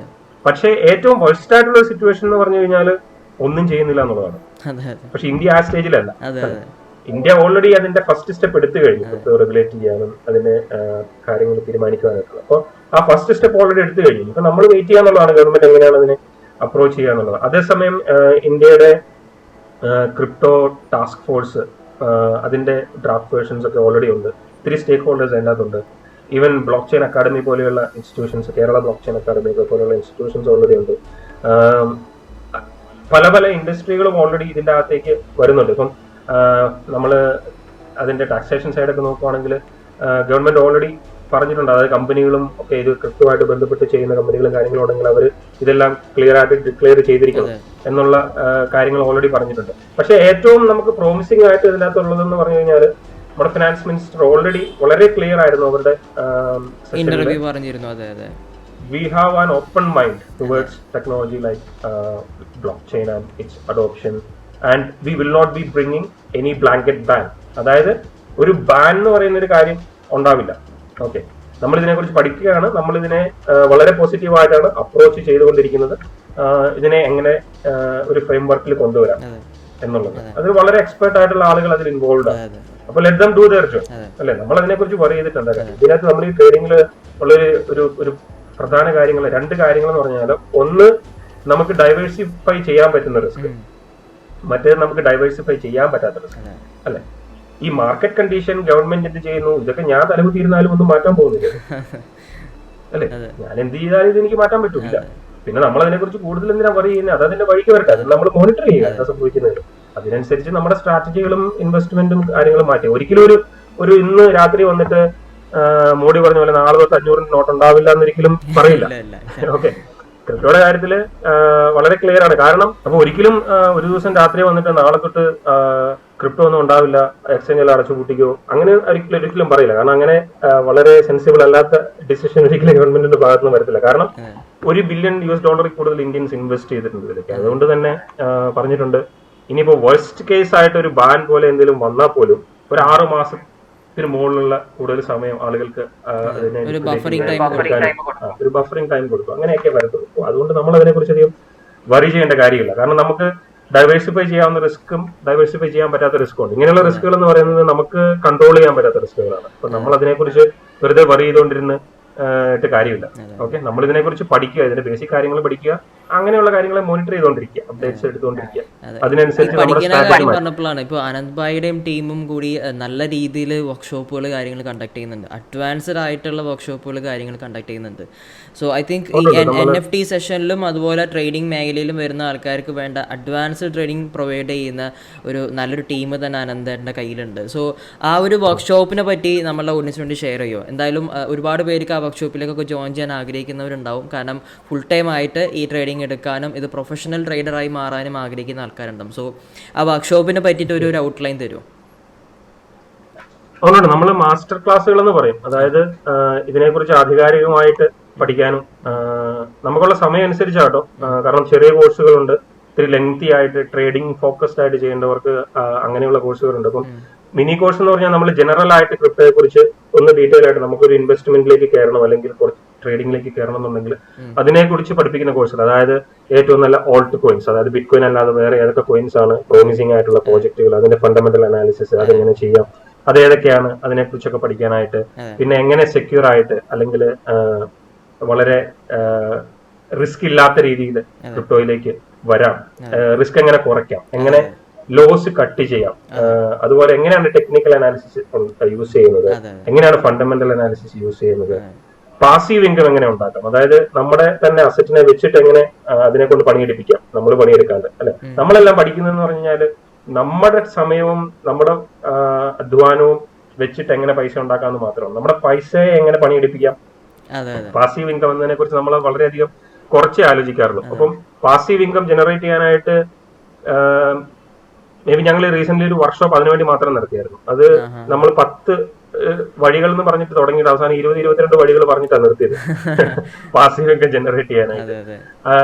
അപ്പൊ അങ്ങനെയുള്ള കാര്യങ്ങളെല്ലാം ഇൻക്ലൂഡ് ചെയ്യിച്ചിട്ട് 6-7 സെഷൻസ് വെച്ചിട്ടുള്ള, അതായത് ആളുകൾക്ക് കംഫർട്ടബിൾ ആയിട്ടുള്ള വീക്കെൻഡിലും ഈവനിങ്സിലും ഒക്കെ ഉള്ള സെഷൻസ് വെച്ചിട്ടുള്ള മാസ്റ്റർ ക്ലാസ്സുകൾ നമ്മൾ ചെയ്യുന്നുണ്ട്. അതുപോലെ തന്നെ NFT വളരെ പ്രോമിസിംഗ് ആണ്. ഒത്തിരി ആളുകൾ NFT വരണം, ആർട്ട് പ്രൊമോട്ട് ചെയ്യണം എന്നൊക്കെ. അപ്പൊ അതിനുവേണ്ടി NFT വേണ്ടി മാത്രം NFT എങ്ങനെ ക്രിയേറ്റ് ചെയ്യാം, NFT എങ്ങനെ മാർക്കറ്റ് ചെയ്യാം, എങ്ങനെയാണ് NFTകളെ കുറിച്ച് നമ്മൾ റിസർച്ച് നടത്തേണ്ടത്, ഏതൊക്കെ പ്ലാറ്റ്ഫോമിലാണ് ഇതിനെക്കുറിച്ച് അറിയാൻ പറ്റുന്നത്, എങ്ങനെ ഇതിനെ മിന്റ് ചെയ്യുന്നത്, ഇങ്ങനെയുള്ള കാര്യങ്ങളെല്ലാം ഉൾപ്പെടുത്തിയിട്ട് NFT മാത്രമായിട്ടുള്ള മാസ്റ്റർ ക്ലാസ് ഉണ്ട്. പിന്നെ അതുപോലെ ട്രേഡിംഗിൽ മാത്രം ഫോക്കസ് ചെയ്യുന്ന ആൾക്കാരുണ്ടാവും. ചിലരെന്ന് പറഞ്ഞാൽ ഓൾറെഡി സ്റ്റോക്കിലൊക്കെ ട്രേഡ് ചെയ്ത് ടെക്നിക്കൽ അനാലിസിസ് ഒക്കെ അറിഞ്ഞിരിക്കുന്ന ആൾക്കാർ. അപ്പൊ അവർക്ക് ക്രിപ്റ്റോയിൽ മാത്രമായിട്ടുള്ള ട്രേഡിംഗ്, ലൈവ് മാർക്കറ്റിൽ എങ്ങനെ advanced trading, futures, options, short selling, advanced trading സ്ട്രാറ്റജികൾ, അതിനുവേണ്ടി സെപ്പറേറ്റ് കോഴ്സ് നമ്മൾ ചെയ്യുന്നത്. അപ്പോൾ എന്താണോ റിക്വയർമെന്റ്, നിങ്ങൾ ബേസിക് ആയിട്ടുള്ള ഒരാളാണെങ്കിൽ ഇംഗ്ലീഷിലും ഉണ്ട്, മലയാളത്തിലും കൊടുക്കാൻ പറ്റും. ഞാൻ മലയാളിയായതുകൊണ്ട് ഒബിയസ്ലി മലയാളത്തിൽ, കാരണം ഇപ്പോൾ നമ്മുടെ സ്റ്റുഡൻസ് എന്ന് പറയുന്നത് കൂടുതലും ഔട്ട്സൈഡ് കേരളയാണ്, ഔട്ട്സൈഡ് ഇന്ത്യയുമാണ്. ഇന്ത്യയിൽ നമ്മളൊരു ഓർഗനൈസേഷനുമായിട്ട് ചേർന്നിട്ട് പ്രൊമോട്ട് ചെയ്യുന്നുണ്ട്. പക്ഷെ ബാക്കിയുള്ളതൊക്കെ കൂടുതലും UK, US, ഓസ്ട്രേലിയ അവിടെ നിന്നൊക്കെയുള്ള ഒത്തിരി ആളുകളാണ്. മലയാളികളും വേറെ കമ്മ്യൂണിറ്റി ഉണ്ട്, ശ്രീലങ്ക, അതുപോലെ അവിടുത്തെ തന്നെ ലോക്കൽ ആളുകൾ എല്ലാം അവിടുത്തെ നമ്മുടെ ഒരു നെറ്റ്വർക്കും ഇതെല്ലാം വെച്ചിട്ട് വരുന്നതാണ്. എനിക്ക് തോന്നുന്നു വളരെ ലീസ്റ്റ് പ്രൈസിനാണ് നിങ്ങൾ ഈ ഒരു സർവീസ് പ്രൊവൈഡ് ചെയ്യണത്. ഇത്രയും ലെങ്തി ആയിട്ടുള്ള ക്ലാസ് ആണെങ്കിൽ പോലും കമ്പാരിറ്റീവ്ലി ഇപ്പോൾ മാർക്കറ്റിൽ കാണുന്ന ഒരു ട്രെൻഡി ആയി നിൽക്കുന്ന ഒരു മേഖലയാണ് ഇപ്പോൾ ഈ ട്രേഡിങ് കാര്യങ്ങളുമൊക്കെ. ഒരുപാട് ആൾക്കാർ ദൈനംദിന ചെലവുകൾക്കായിട്ട് വരുമാനം കണ്ടെത്തുന്ന ഒരു മേഖലയും കൂടിയാണ് ഇപ്പോൾ ട്രേഡിങ്. അപ്പോൾ ഒരു സാധാരണക്കാരനെ നോക്കി കാണാൻ പറ്റുന്ന ഒരു ബഡ്ജറ്റ്ലി എന്താ പറയുക പ്രൈസാണ് നിങ്ങൾ കോട്ട് ചെയ്തിരിക്കുന്നത്. സോ നമ്മളുടെ ചാനൽ വാച്ച് ചെയ്യുന്ന ഈ വീഡിയോ കാണുന്ന ആൾക്കാർക്ക് വർക്ക്ഷോപ്പിലേക്ക് എൻറോൾ ചെയ്യാനായിട്ട് ഒരു ഫോം ഞാൻ താഴെ കൊടുക്കാം. അപ്പോൾ ആ ഫോമിലൂടെ അവർക്ക് വേണ്ട അവർക്ക് അവരുടെ ഡാറ്റാസ് കാര്യങ്ങൾ ഫില്ലപ്പ് ചെയ്യാം. എന്നിട്ട് അവർക്ക് നമുക്ക് വേണ്ട സർവീസുകൾ കാര്യങ്ങൾ എത്തിച്ചു കൊടുക്കാം. അതുപോലെ തന്നെ നമ്മൾ ആനന്ദേട്ടൻ നമ്മൾക്ക് പ്രോമിസ് ചെയ്തിട്ടുണ്ട്, അതായത് ക്രിപ്റ്റോ ട്രൈബിലൂടെ വരുന്ന ആൾക്കാർക്ക് ഒരു സ്പെഷ്യൽ ഡിസ്കൗണ്ട് എന്നുള്ള രീതിയിൽ തീർച്ചയായിട്ടും നല്ല രീതിയിൽ ഡിസ്കൗണ്ട് ഉണ്ടാവുമെന്ന് പ്രതീക്ഷിക്കുന്നു. നല്ല രീതിയിൽ തന്നെ, കാരണം നമ്മൾ ക്രിപ്റ്റോ ട്രൈബ് എന്നൊക്കെ പറയുന്നത് നമ്മൾ വളരെ എന്തൂസിയാസ്റ്റിക് ആയിട്ടുള്ള ഇതിൽ ഇൻട്രസ്റ്റ് ഉള്ള ആളുകളായിരിക്കും. കാരണം അങ്ങനെയുള്ളവരുമായിട്ട് ഇന്ററാക്ട് ചെയ്യാൻ എനിക്ക് ഭയങ്കര ഇഷ്ടം. ഓക്കെ, അപ്പൊ അങ്ങനെയുള്ള ഒരു കമ്മ്യൂണിറ്റി എന്ന് പറയുമ്പോൾ ഒബ്വിയസ്ലി അവർക്ക് ഇതിനെക്കുറിച്ച് താല്പര്യം ഉണ്ടാവും. കാരണം നമ്മൾ ഈ ക്രിപ്റ്റോയില് നമ്മൾ പഠിക്കുന്നത് എപ്പോഴും നമ്മളെക്കാളും കൂടുതൽ അറിയാവുന്നവരിൽ നിന്ന് മാത്രമല്ല, ഇതിൽ പഠിക്കാൻ വരുന്നവരിൽ നിന്ന് കൂടിയാണ്. കാരണം അവരുടെ ചോദ്യങ്ങളും അവരുടെ ക്യൂരിയോസിറ്റിയും ഉണ്ടല്ലോ, അതിന് ഉത്തരം കൊടുക്കുമ്പോഴാണ് നമ്മൾ പലതും പഠിക്കുന്നത്. കാരണം ഇതിൻ്റെ അകത്ത് നമ്മൾ പോലും ചിന്തിക്കാത്ത ചില കാര്യങ്ങൾ ചിലപ്പോൾ വരും. അപ്പോ നമ്മുടെ സ്റ്റുഡൻസും നമ്മുടെ കമ്മ്യൂണിറ്റിയിലൊക്കെയുള്ള ആളുകൾ ചോദിക്കുന്ന ചോദ്യങ്ങളിൽ നിന്നാണ് ഞാൻ കൂടുതൽ പിന്നെയും പഠിച്ചുകൊണ്ടിരിക്കുന്നത്. ഓക്കെ, ഒബിയസ്ലി നമ്മൾ പുതിയ കാര്യങ്ങൾ പഠിക്കുന്നെങ്കിൽ പോലും നമ്മുടെ ആ നോളജിന്റെ ഡെപ്ത് കൂടി വന്നുകൊണ്ട് നമ്മുടെ നോളജ് ഷെയർ ചെയ്യുമ്പോൾ അല്ലെ. അപ്പൊ അതുകൊണ്ടാണ് ഇതിൽ ഇൻട്രസ്റ്റ് ഉള്ള ആളുകൾ എപ്പോഴും നമ്മൾ വെൽക്കം ചെയ്യുന്നത്. അല്ല, എനിക്ക് തോന്നുന്നു അതുകൊണ്ടൊക്കെ തന്നെ ആയിരിക്കും ഇപ്പോൾ ഡേ ടു ഡേ ലൈഫിൽ ഞാനും അപ്ഡേറ്റ് ആവുന്നത് ഒരുപാട് ആൾക്കാരുടെ ചില ചോദ്യങ്ങൾ കേട്ടിട്ടാണ്. അപ്പൊ ആ സംശയങ്ങൾക്ക് ഉത്തരം കാണാൻ വേണ്ടി നമ്മളൊക്കെ ഒരുപാട് റിസർച്ച് എടുക്കേണ്ടി വരുന്നുണ്ട്. അതെ, ഒരുപാട് പഠിക്കാനും പറ്റുന്നുണ്ട്. അപ്പോൾ അതുകൊണ്ടാണ് നമുക്ക് കുറച്ചുകൂടി കോൺഫിഡൻ്റ് ആയിട്ട് ആൾക്കാരെ മുമ്പിൽ ഇതിനെക്കുറിച്ച് വിഷയങ്ങളെക്കുറിച്ച് സംസാരിക്കാൻ പറ്റുന്നത്. സോ ഐ തിങ്ക് വാസ്റ്റ് ആയിട്ടുള്ള സബ്ജക്റ്റ് ആയതുകൊണ്ട് ഒരാൾക്ക് എല്ലാം പഠിക്കാൻ പറ്റത്തില്ലല്ലോ. അതെ, പിന്നെ ഒരുപാട് ലിമിറ്റേഷൻസും ഉണ്ട് കേരളത്തിൽ, പ്രത്യേകിച്ച് ഒരുപാട് ലിമിറ്റേഷൻസ് ഉണ്ട്. അപ്പോൾ അതിൻ്റെ ഒരു ഫ്യൂച്ചർ അവരിലേക്ക് എത്താൻ ഇനിയും സമയമെടുക്കും. അത് ആ കാര്യത്തിലൊരു സംശയമില്ല. ഇനിയൊരു ബുൾ റണ്ണ് വേണ്ടി വരും, കുറച്ചും കൂടിയും ആൾക്കാർ ഇതിലേക്ക് വരാനായിട്ടും. പക്ഷെ ഈ ബുൾ റണ്ണിൽ വരുന്നതിന്റെ കുഴപ്പം എന്താന്ന് പറഞ്ഞു കഴിഞ്ഞാല് എപ്പോഴും നമ്മൾ ഹൈയിലായിരിക്കും വരുന്നത്, ആ ഒരു ഹൈപ്പിൽ മാത്രമായിരിക്കും വരുന്നത്. നമ്മൾ ശരിക്കും പഠിക്കാനായിട്ട് വരേണ്ടത് ബിയർ റണ്ണിലാണ്. കാരണം മാർക്കറ്റ് ഡിസ്കൗണ്ടഡ് ആണ് ഓൾറെഡി. മാർക്കറ്റ് 50%, 30% ഡിസ്കൗണ്ട് ആണ് നിങ്ങൾക്ക് തരുന്നത്. അതാരും പക്ഷെ പരസ്യം കൊടുക്കുന്നില്ലെന്നുള്ളത്. നമ്മൾ ഈ കടയിലൊക്കെ ചെന്ന് കഴിഞ്ഞാൽ ഇന്ന് വമ്പിച്ച വിലക്കുറവ്, 30% ഡിസ്കൗണ്ട്, 90% ഡിസ്കൗണ്ട് എന്ന് പറഞ്ഞ് കാണുമ്പോൾ നമ്മൾ ഓടിക്കേറും. പക്ഷെ ബിയർ മാർക്കറ്റിൽ നമ്മൾ ഓടി കയറുന്നില്ല, അല്ലേ? നമ്മൾ ശരിക്കും ക്രിപ്റ്റോയിൽ പറയുന്നത് പറഞ്ഞു കഴിഞ്ഞാല് buy from the pessimist, sell to the optimist എന്നാ പറയുന്നത്. അതെ, അതൊന്നുകൂടി പറയാം, അത് എനിക്ക് ആവശ്യമുള്ളൊരു സാധനമാണ്. Buy from the pessimist and sell to the optimist എന്നാണ് പറയുന്നത്. അതായത് ഈ പെസിമിസ്റ്റ് എന്ന് പറഞ്ഞു കഴിഞ്ഞാല് അവരെപ്പോഴും പേടിയാ, അവർക്ക് എപ്പോഴും നെഗറ്റീവാ, അല്ലെ? അവര് മാർക്കറ്റ് അത് വന്നാലും പ്രശ്നം, ഇത് വന്നാലും പ്രശ്നം, അപ്പൊ ഓടി പോയിട്ട് ഇതെല്ലാം വിൽക്കും. അപ്പൊ ഒപ്റ്റിമിസ്റ്റ് എന്ത് ചെയ്യും? ഇങ്ങനെ നോക്കിയിരിക്കും, താഴെ വന്ന് മാർക്കറ്റ് പ്രൈസ് ഒക്കെ അടിയിൽ വന്നിട്ട് ഇങ്ങനെ സെറ്റായി മാർക്കറ്റ് ഇങ്ങനെ ബ്ലീഡ് ചെയ്ത് നിൽക്കാന്ന് പറയും. അതായത് മൊത്തം റെഡ് മാർക്കറ്റ് ആയിരിക്കും. ആ സമയത്ത് പോയിട്ട് ഇതെല്ലാം കൂടെ മേടിച്ചു കൊണ്ടുവന്ന് കൈ വെക്കും, എന്നിട്ട് ഇത് കയറി പോകും. അപ്പൊ ഈ പെസിമിസ്റ്റ് പിന്നെ നോക്കിയിരിക്കുന്നത് മോളി വരാനായിട്ട്, അല്ലെ? അവനിതെല്ലാം അങ്ങനെ പച്ചയായി കഴിയുമ്പോഴത്തേക്കും പിന്നെ പോയിട്ട് മേടിക്കാൻ നിൽക്കും, വീട്ടിൽ താഴെ.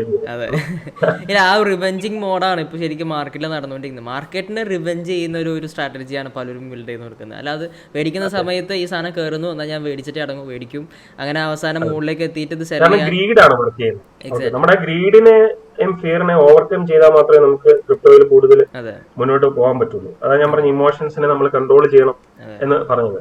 അത് മാത്രമല്ല, വേറൊരു പ്രധാന കാര്യം എന്ന് പറഞ്ഞു കഴിഞ്ഞാല് മാർക്കറ്റിന്റെ സിറ്റുവേഷൻസ് മാറ്റി വെച്ചാല് നമ്മൾ ക്രിപ്റ്റോകള് നമ്മൾ അനലൈസ് ചെയ്യുമ്പോഴും നോക്കുമ്പോഴും നമ്മൾ ഇംഗ്ലീഷിലാണെങ്കിൽ പറയും ക്യാഷ് ദ റണ്ണിംഗ് ഹോഴ്സ്, അല്ലെ? ഹിന്ദിയിലാണ് പറയും ഹമേ ഭാഗ്തേ ഹുവേ ഘോടേ കോ പക്കഡ്നാ. അതായത് ഓടിക്കൊണ്ടിരിക്കുന്ന കുതിരയിലാണ് എനിക്ക് ചാടിക്കയറുന്നത്, ചത്ത പൂച്ചയല്ല എനിക്ക് വേണ്ടത്. കാരണം ക്രിപ്റ്റോയിൽ നമ്മൾ ഓടിക്കൊണ്ടിരിക്കുന്ന കുതിരകളിലാണ് നമ്മൾ കയറുന്നത്. ഓക്കെ, കാരണം അത് പ്രോജക്ട് ഫണ്ടമെന്റലി സ്ട്രോങ് ആയിരിക്കും. അതിന് മാർക്കറ്റ് കറക്ഷൻസ് ഉണ്ടെങ്കിലും നമ്മളതിന്റെ ലോങ് ടൈം ഗ്രാഫ് എടുത്ത് നോക്കുമ്പോൾ അത് എപ്പോഴും പെർഫോം ചെയ്തുകൊണ്ടിരിക്കുകയായിരിക്കും. No matter what happens in the market, it is growing. Bitcoin for example has been performing since the beginning. The graph is always up, right? അപ്പൊ അതുപോലെയുള്ള fundamentally strong ആയിട്ടുള്ള use case ഉള്ള regular ആയിട്ട് perform ചെയ്തുകൊണ്ടിരിക്കുന്ന കറൻസികൾ identify ചെയ്തിട്ട് ആ running ഹോഴ്സുകളിലാണ് നമ്മൾ ഇൻവെസ്റ്റ് ചെയ്യേണ്ടത്. ഓക്കെ, അപ്പൊ അതാണൊരു സോ ഐ തിങ്ക് എനിക്ക് തോന്നുന്നു കുറച്ചും കൂടിയും വളരെയധികം ഫിൽട്ടേഡ് ആയിട്ടുള്ള ഒരുപാട് കാര്യങ്ങൾ ആനന്ദേട്ടൻ്റെ കയ്യിൽ നിന്ന് കിട്ടിയിട്ടുണ്ട്. അപ്പോൾ ഈ ഒരു ഫ്യൂ മിനിറ്റ്സ്, ഫ്യൂ അവേഴ്സ് എനിക്ക് തോന്നുന്നു വളരെ ഇൻഫോർമേറ്റീവ് ആയിട്ടുള്ള ഒരു ബ്രെയിൻ സ്റ്റോം സെഷൻ തന്നെയാണ്. We call it brain Storm. കാരണം റിഫ്രഷിംഗ് ഇത്രേ ഉള്ളൂ. ഞാൻ ഇവിടെ കിടന്ന് വായിട്ടടിച്ചിട്ട് ഒരു കാര്യമെങ്കിലും ഒരാൾക്കെങ്കിലും ഉപകാരം ഉണ്ടാവണമെന്നുള്ള ആഗ്രഹമുള്ളൂ. നമ്മളെല്ലാവരും പർപ്പസ് അതായിരിക്കും. ഇപ്പം നമ്മൾ വീഡിയോ ചെയ്യുന്ന സമയത്താണെങ്കിലും കാര്യങ്ങൾ സംസാരിക്കുന്ന സമയത്താണെങ്കിലും കാണുന്ന ഒരു 10,000-3000 വ്യൂവേഴ്സ് ഉണ്ടായിരിക്കാം. ഈ 3000 പേര് കിട്ടുന്നത് 3000 ഐഡിയാസ് ആണ്. അതെ, ചിലപ്പോൾ നമ്മുടെ പേർപ്പസ് അത് തന്നെയായിരിക്കാം. ഈ ഒരു കമ്മ്യൂണിറ്റിയിൽ വന്നിട്ട് നമ്മൾ ഷെയർ ചെയ്യുന്ന നോളജ് ഒരാൾക്കെങ്കിലും ഒരു ഐഡിയന് കിട്ടുന്ന രീതിയിലായിരിക്കാം.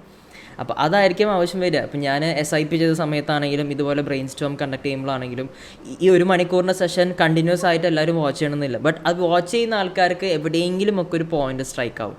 അപ്പം അത് മതി അവരുടെ ലൈഫിൽ ക്രിപ്റ്റോനെ ഇൻഫ്ലുവൻസ് ചെയ്യാനും അവർക്ക് ഇതൊരു ഇൻസ്പയറിംഗ് ആയിട്ട് തോന്നാനും അവർക്ക് അത് മാത്രം മതിയായിരിക്കും. സോ എനിക്ക് തോന്നുന്നു അത് വളരെ ഡീറ്റെയിൽ ആയിട്ട് തന്നെ ഈ കഴിഞ്ഞ കുറച്ച് സമയം കൊണ്ട് ആനന്ദ് ഭായ് വളരെ ഡീറ്റെയിൽ ആയിട്ട് തന്നെ എക്സ്പ്ലെയിൻ ചെയ്ത് തന്നിട്ടുണ്ട്. So I am so happy to have you on my channel. Because ഇതാണ് നമ്മൾ പ്രതീക്ഷിച്ചുകൊണ്ടിരുന്നത്. ഇത്രയും എന്താ പറയുക ഫിൽറ്റേഡ് ആയിട്ടുള്ള ഒരു ഐഡിയ കിട്ടുക, കുറച്ചും കൂടിയും ഓർഗാനിക്കായിട്ട് സംസാരിക്കാൻ പറ്റുക. അപ്പോൾ എന്തായാലും എനിക്ക് തോന്നുന്നു ഒരു നല്ല ട്രെയിനറും കൂടിയിട്ടാണ്. അപ്പോൾ നമ്മളുടെ ക്രിപ്റ്റോ ട്രൈബിലൂടെ വരുന്ന ആൾക്കാരെ നല്ല ട്രേഡേഴ്സായി എക്സ്പേർട്ടുകളാക്കി മാറ്റിയെടുക്കും എന്ന് തന്നെ വിചാരിക്കാം. സോ അവർക്ക് എൻറോൾ ചെയ്യാനായിട്ടുള്ള ഫോം താഴെ കൊടുക്കാം. ഇനി ഇതുപോലെ നമുക്ക് ഇനിയും ഒരുപാട് മീറ്റ് ചെയ്യാനും പേഴ്സണലി നമുക്ക് ഇനി കാണാനും ഈ കോവിഡൊക്കെ ഒന്ന് കഴിഞ്ഞിട്ട് മീറ്റ് ചെയ്യാനുള്ള ഒരു അവസരം ഉണ്ടാവട്ടെ. ആൻഡ് അതുപോലെ റെഗുലർ ആയിട്ട് നമ്മൾ ഈ കോഴ്സുകൾ അല്ലാണ്ട് റെഗുലർ ആയിട്ട് വർക്ക്ഷോപ്പുകൾ ചെയ്യാറുണ്ട്. അതായത് ഇപ്പൊ നമ്മൾ അടുത്ത് വരുന്ന പറഞ്ഞാൽ പോർട്ട്ഫോളിയോ എങ്ങനെ ക്രിയേറ്റ് ചെയ്യണം, മാനേജ് ചെയ്യണം. എനിക്കൊന്ന് പ്രസാദൊക്കെ ഒത്തിരി വീഡിയോസ് കൊടുക്കുന്നതാണ്. അപ്പം അങ്ങനെയുള്ള വർക്ക്ഷോപ്പുകളും വരുന്നുണ്ട്. അപ്പൊ അങ്ങനെയുള്ളത് വരും, ഞാൻ ലിങ്കുകൾ ഷെയർ ചെയ്യാം, നിങ്ങളുടെ കമ്മ്യൂണിറ്റിയിൽ കൊടുക്കാം, അവർക്കൊക്കെ ഒന്ന് ജോയിൻ ചെയ്യാം, പാർട്ട് ചെയ്യാം. കാരണം നമ്മൾ ഇപ്പോഴും ഈ കമ്മ്യൂണിറ്റീനെ എഡ്യൂക്കേറ്റ് ചെയ്യാൻ ഒരുപാട് ശ്രമിക്കുന്നുണ്ട്. എന്നാലും ഒരുപാട് ലിമിറ്റേഷൻസ് ഉണ്ട്. ഇപ്പോൾ എൻ്റെ അറിവുകളിൽ ഒരുപാട് പരിമിതികളുണ്ട്. അപ്പോൾ അതുകൊണ്ട് എന്നെ സംബന്ധിച്ച് എനിക്ക് തോന്നുന്നു എൻ്റെ മുഖവും എൻ്റെ ഐഡിയാസും കേട്ടും അടുത്ത ആൾക്കാരിലേക്കാണ് ഞാനിപ്പോൾ ഇത് പ്രസൻറ്റ് ചെയ്യുന്നത്. കാരണം ഒരുപാട് ആൾക്കാർ ഇങ്ങനെ ആഗ്രഹിക്കുന്ന ഒരു കാര്യമാണ്. സോ അതുകൊണ്ടാണ് നമ്മൾ ഈ ഒരു കമ്മ്യൂണിറ്റിയിൽ നിലനിന്ന് പോകാനായിട്ട് പറ്റുന്നത് തന്നെ. സോ എനിക്ക് തോന്നുന്നു നിങ്ങളത് തന്നെയാണ് ചെയ്തുകൊണ്ടിരിക്കുന്നത്. ഒരു ടീം വർക്കിലൂടെ നല്ല രീതിയിൽ ഒരു കമ്മ്യൂണിറ്റി മെയിൻറ്റെയിൻ ചെയ്ത് നല്ല രീതിയിൽ മെൻറ്റർഷിപ്പ് കൊടുത്ത് കൊണ്ടുപോകുന്നുണ്ട്. സോ ഹോപ്പ്ഫുള്ളി ക്രിപ്റ്റോയിലൂടെയും ഈ ഒരു കമ്മ്യൂണിറ്റിയിലൂടെയും അതുപോലെ തന്നെ ഈ ഒരു ഇൻഡസ്ട്രിയിലൂടെയും നല്ല രീതിയിൽ ഉയർച്ചകളിലേക്കും വളർച്ചകളിലേക്കും നാളെ കേരളം അറിയപ്പെടുന്ന ഒരു ക്രിപ്റ്റോ എന്താ പറയുക എന്തൂസിയസ്റ്റ് ആയിട്ട് മാറട്ടെ എന്നുള്ള എല്ലാ പ്രത്യാശയും കൂടെ ഉണ്ടാവും. ഒരുപാട് സന്തോഷം. Thank you so much. I am so grateful to have you. So നമുക്ക് ഇനിയും എന്താ പറയുക ഇതുപോലെ കാര്യങ്ങൾ കണ്ടക്ട് ചെയ്യാൻ സാധിക്കട്ടെ എന്തായാലും. സോ ഞാൻ എൻ്റെ ഔട്ട്ഡ്രോ തരാം. ആനന്ദേട്ടൻ്റെ ഔട്ട്ഡ്രോ എനിക്കറിയില്ല. ഞാൻ യൂഷ്വലി ചാനൽ അവസാനിപ്പിക്കാറ് സൈനിങ് ഓഫ് പറഞ്ഞുകൊണ്ടാണ്. സോ ഞാൻ എൻ്റെ ഔട്ട്ഡ്രോ തരാം. ആനന്ദേട്ടൻ അങ്ങനെ വല്ല ഔട്ട്ഡ്രോ ഉണ്ടെങ്കിൽ ഇന്ന് ഞാൻ ആനന്ദേട്ടനെ വിട്ടുവന്നിരിക്കുകയാണ്. അങ്ങനെ ഒന്നുമില്ല. ഇല്ല, എനിക്ക് പറയാനുള്ള ഒരേ ഒരു കാര്യം എന്ന് പറഞ്ഞാല് ക്രിപ്റ്റോയിൽ നമുക്ക് കോമ്പറ്റീഷൻ ഇല്ല. ഓക്കെ, ക്രിപ്റ്റോയിൽ വി ഗ്രോ ടുഗദർ. നമ്മൾ ഒരുമിച്ചാണ് വളരുന്നത്. നമ്മുടെ അറിവ് എത്ര പറഞ്ഞു കൊടുക്കുന്നോ അത്രയും വളരും. കാരണം എന്താണെന്നറിയോ? കാരണം നമുക്ക് ഇഷ്ടപ്പെട്ട ഒരു ക്രിപ്റ്റോയിലേക്ക് ഒരു 10 പേരോട് ഇൻവെസ്റ്റ് ചെയ്താൽ 10 പേരോട് അതിൽ ട്രേഡ് ചെയ്താൽ അതിന്റെ ട്രേഡിംഗ് വോളിയം കൂടും, അതിന്റെ മാർക്കറ്റ് ക്യാപിറ്റലൈസേഷൻ കൂടും, അതിന്റെ സ്റ്റേക്കിംഗ് കൂടും. ഗുണമാർക്ക നമുക്ക്. അപ്പൊ അതുകൊണ്ട് ക്രിപ്റ്റോയിൽ ഒരിക്കലും കോമ്പറ്റീഷൻ ഇല്ല. ഞാനൊരു കാര്യം പഠിച്ചു കഴിഞ്ഞാൽ അത് ആരോടും പറഞ്ഞു കൊടുക്കാതിരിക്കണം. കാരണം അതുകൊണ്ട് എനിക്ക് പ്രത്യേകിച്ച് യാതൊരു ഗുണവും കിട്ടുന്നില്ല.